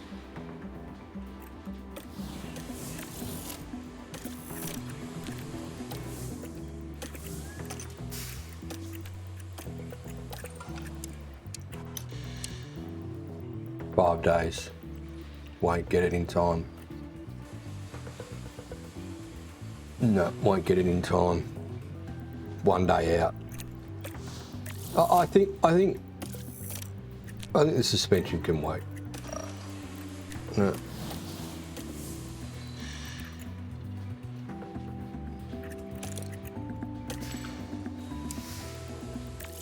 I think the suspension can wait. That's some pretty good upgrades that we've just got in the most key spots. Yeah, okay, the suspension we know is going to help us, a little bit, but it can wait. It can wait. I think we've done a good load. Hungary's after Spa.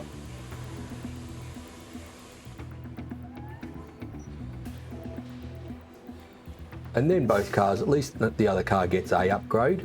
And low speed at Spa is important, so it'll get an upgrade. It's not going to have the whole shooting match, but I mean, we were on for a 1-2 at Canada.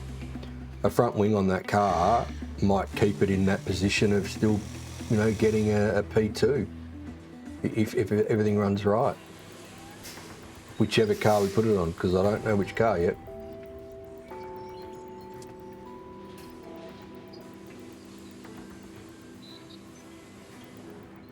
Okay, so Lassalle's a weird one. Tyres can matter and not. Okay. Just spent 3 mil for one track. Why not spend 1.5 for a race win at Qatar? Oh no, we'll do the suspension. I'm just saying, certainly right now, I don't think we need to worry about doing it for this one race meeting. And look, the suspension's going to help us going forward anyway, so we will do it.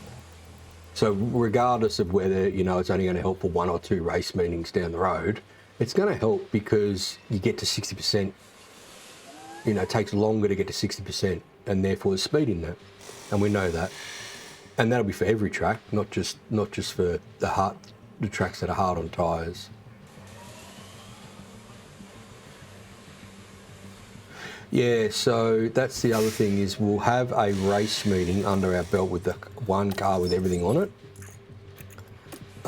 So Spa, it'll have everything on one car and the other car over front wing. And then it'll be like, right, what happened? Did the car with everything, did it win by fucking 10 seconds? Or was it still close because the others brought upgrades? Do we want to rush putting the shit on the other car? I suppose it could go one of 2 ways. Is the car's a jet and we go, fuck it, let's spend it, let's make them both jets and start winning to try and get this 3rd or even better in the championship. Or we go, geez, they brought upgrades, we're half fucked here. We're not going to close a 100-point gap. We might as well just do it slowly. He can get it for Zandvoort. That's it. We'll do suspension in between, get the suspension on, and then start focusing on research for next year. Can't make that decision right now, I don't think. But certainly how the car with the full kit goes on it will probably decide what we do for this race. Now, it's 5 days. Oh, fuck, so here we go. 1, 2, 3, 4, okay, 5 days. So we can rush. Yeah, but we can't rush a chassis. So the chassis rush decision has to be made here because 9 days still. 1, 2, 3, 4, 5, 6, 7. Oh, you're not getting it. Isn't that right? Isn't the rush chassis a fucking 9-day affair? Oh no, it's a 6-day affair. So you still got to start it on Friday. The side pods are a 5-day affair. Oh fuck, what are we doing? Yeah, 5-day. So chassis,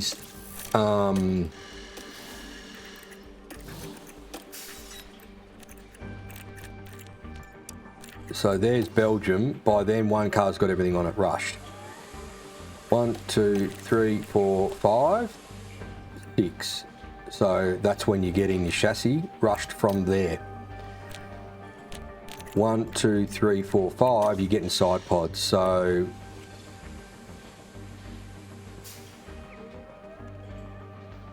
you're doing the chassis anyway. Front wings will be on. Another front wing for a spare will be coming.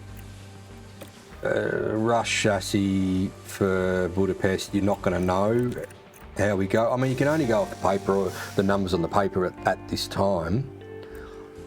We can keep an eye on what these other guys do for Austria. So Austria will have some numbers on their cars, whether they've brought upgrades. We'll have it for Britain. So we'll know whether these other cats are bringing upgrades while we're doing the big ones.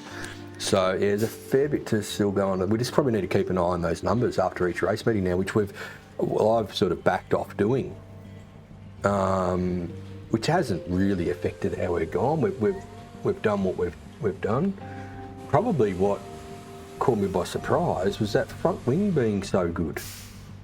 I was sure after our last time we did that front wing, because we rushed it, we weren't going to get the boost that we just got, and we just got a mega boost.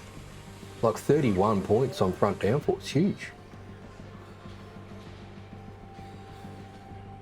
Oh yeah, suspension, yeah, so once the front wing gets done, we could just belt straight in here and fly the suspension, because we don't need ATR, we've proven that. So as soon as the front wing's done, or no, when the chassis is done, or they're going to be done first, yeah, belt 6 engineers on the suspension. We'll probably get it in fucking, I don't know, 10 days or something. And then make the ship. Probably have it on by Budapest. So there's those two complete there. We put 6 engineers on a suspension. Probably look at it 15 days. 1, 2, 3, 4, 5, 6, 7, 8, 9, 10, 11, 12, 13, 14. Nah, it'll probably get designed by then. So then you go, well, don't need a rush really, because you're only going to have it for the Dutch Grand Prix anyway. So that gives you suspension for 1, 2, 3, 4, 5, 6, 7, 8, 9, 10 races this year, and the forward progress we get from that too. So happy days there.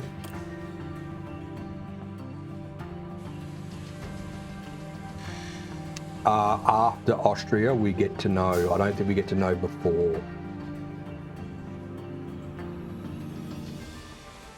No, no, I think you have to do it after Austria. So after the Austrian Grand Prix, then you look at the numbers and go, what did they have? You don't get the information beforehand. So I think we're right to move forward here. We've done the pit crew. We've got a couple of contracts on board. Cars are done. We'll get to find out here if the joint burns to the ground. That's what we're chasing. Our finances are... we've got 15 mil, like it's fucking not sad sacking yet. It's going to cost us a bit to keep the upgrade going on these things, so... Okay, let's move forward. Okay, that's the underfloor that's done. That's 5. I think we'll be right. I don't think we need to worry about underfloors. Medium risk, beautiful. Medium risk, oh fuck, perfect. Might as well make another one of those now, I suppose. So where are we? This is the problem. Everything's just going to start falling off these cars. So there's Austria, Great Britain, Belgium. We don't want to. We've got 4 slots, but we don't want it to interfere with getting that other shit rushed. So if we do another one now, that's 6. We're good. I think we do it. I can't see us doing another underfloor. Like a design. 7 days. We'll get it by Silverstone. Because they're going to start pulling off the cars. Fuck, I wish I didn't do that fucking front wing. Anyway, it's fucking done. Oh, I've got a little red letter. Clear filters. Oh yeah, it's just... That's old love. Sandra. Giving us the rundown. No, Gav. Oh no. Oh, what? Oh, underfloor manufactured. So that's Austrian Grand Prix rundown. Beautiful. Yep, so that's done. Next is front and rear wing.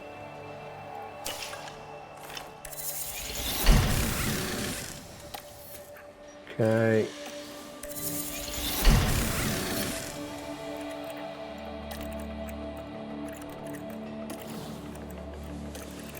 So 6, 6, not enough. I'm gonna have 6, got 6. Fuck, need to burn through this shit now. Hopefully we burn through another couple of sets of suspension before the new shit comes on board. That'd be nice. Rear wing manufactured, front wing manufactured, so that's all done. I don't think we need to be manufacturing anything else now. We're here, joint hasn't burnt to the ground yet. Uh-oh. Oh no, strategy prep. So strategy prep, we are not expecting rain. This is good.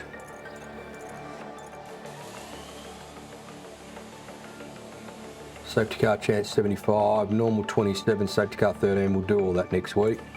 But Red Bull ring will be next week. there we are, ready to go. I'm fucking so glad I didn't do this next week, because can you imagine, this is 4 hours right now just to do that design work. I think we did the right thing though, diligently went through everything, overspent. Fuck, it's going to be good for performance though. I still think even with the cars we've got, we'd go well at Austria. No, not racing now. 4 hours, that's good. I need to go practice for Road America, which is a bit of an issue at the moment, because whatever update they did on the weekend, so last week we ran around Gateway in the IndyCar and iRacing, and the clarity in the headset's fucking perfect. Yeah, like no complaints at all, fucking absolutely perfect. Finished that race, didn't touch iRacing. I did Le Mans Ultimate on the weekend for the 2.4 hour. Didn't change any settings or anything on the computer. You don't need to, you just need to turn that on, fucking away you go. Then there was an update on the weekend for iRacing. Did that update, didn't do anything, didn't do any racing or anything, just did the update. Then yesterday, I did some laps around Road America. I jump in and fucking pixelated in front of me. Everything's pixelated in front of me. I look to the left, it's like I look at the road there, it's fucking perfect clarity, like absolute clear as day. Look there, perfect, clear, absolutely fucking perfect. In front of me though, it's like I've got this haze of pixels. I don't know what, and they've done some update for foveated, VR foveated rendering. I don't know what the fuck it is. I think what it does, it's supposed to make it really clear right in front of you and blurs the outside to take headroom off your GPU. It's like it's done the opposite for me. And that foveated rendering is only for NVIDIA GPUs. You can't actually do it. I've got a Radeon 7900 XTX in that computer, which is the young bloke's computer. And it's like, since having that GPU, I have not had fucking issues in iRacing at all, right? No changes I've done an update on the weekend, nothing in the report says they've changed anything, but yet I go and sit in the sim and I've got blur in front of me and clear left and right, which is completely opposite to what it should do. And there's no button for me to turn off any of whatever they've done. So they've basically done this update and stick it up your jumper.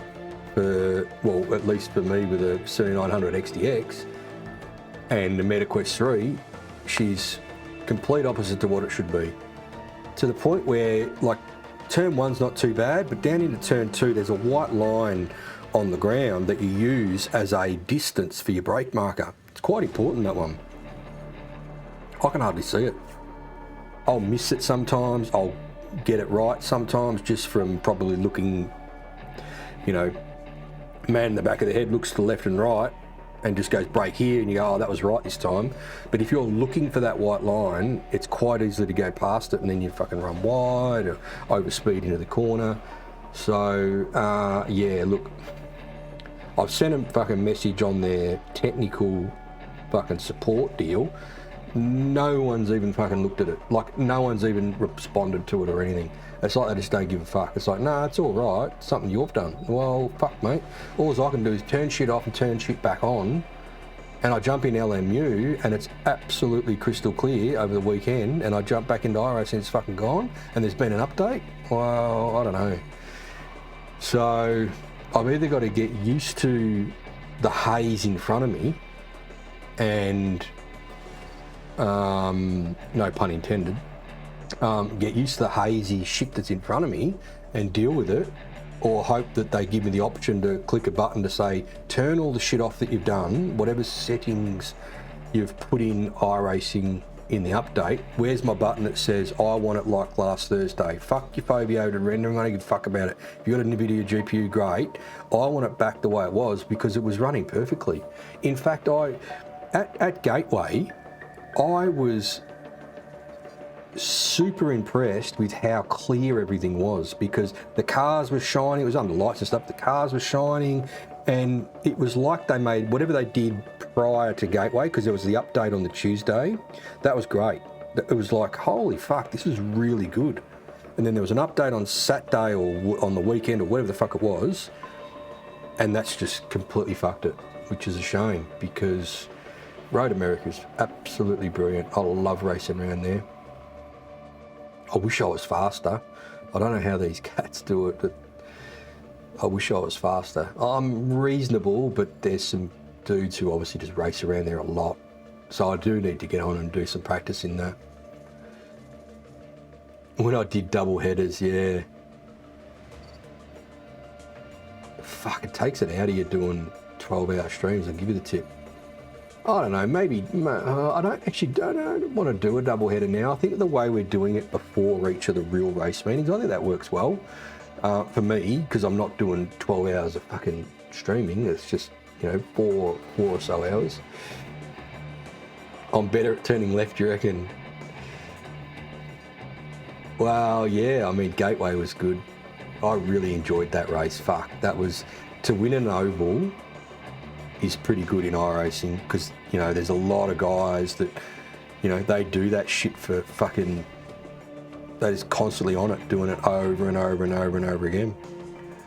So I was wrapped with how the whole computer and everything ran within Le Mans Ultimate on the weekend. Everything ran faultlessly there.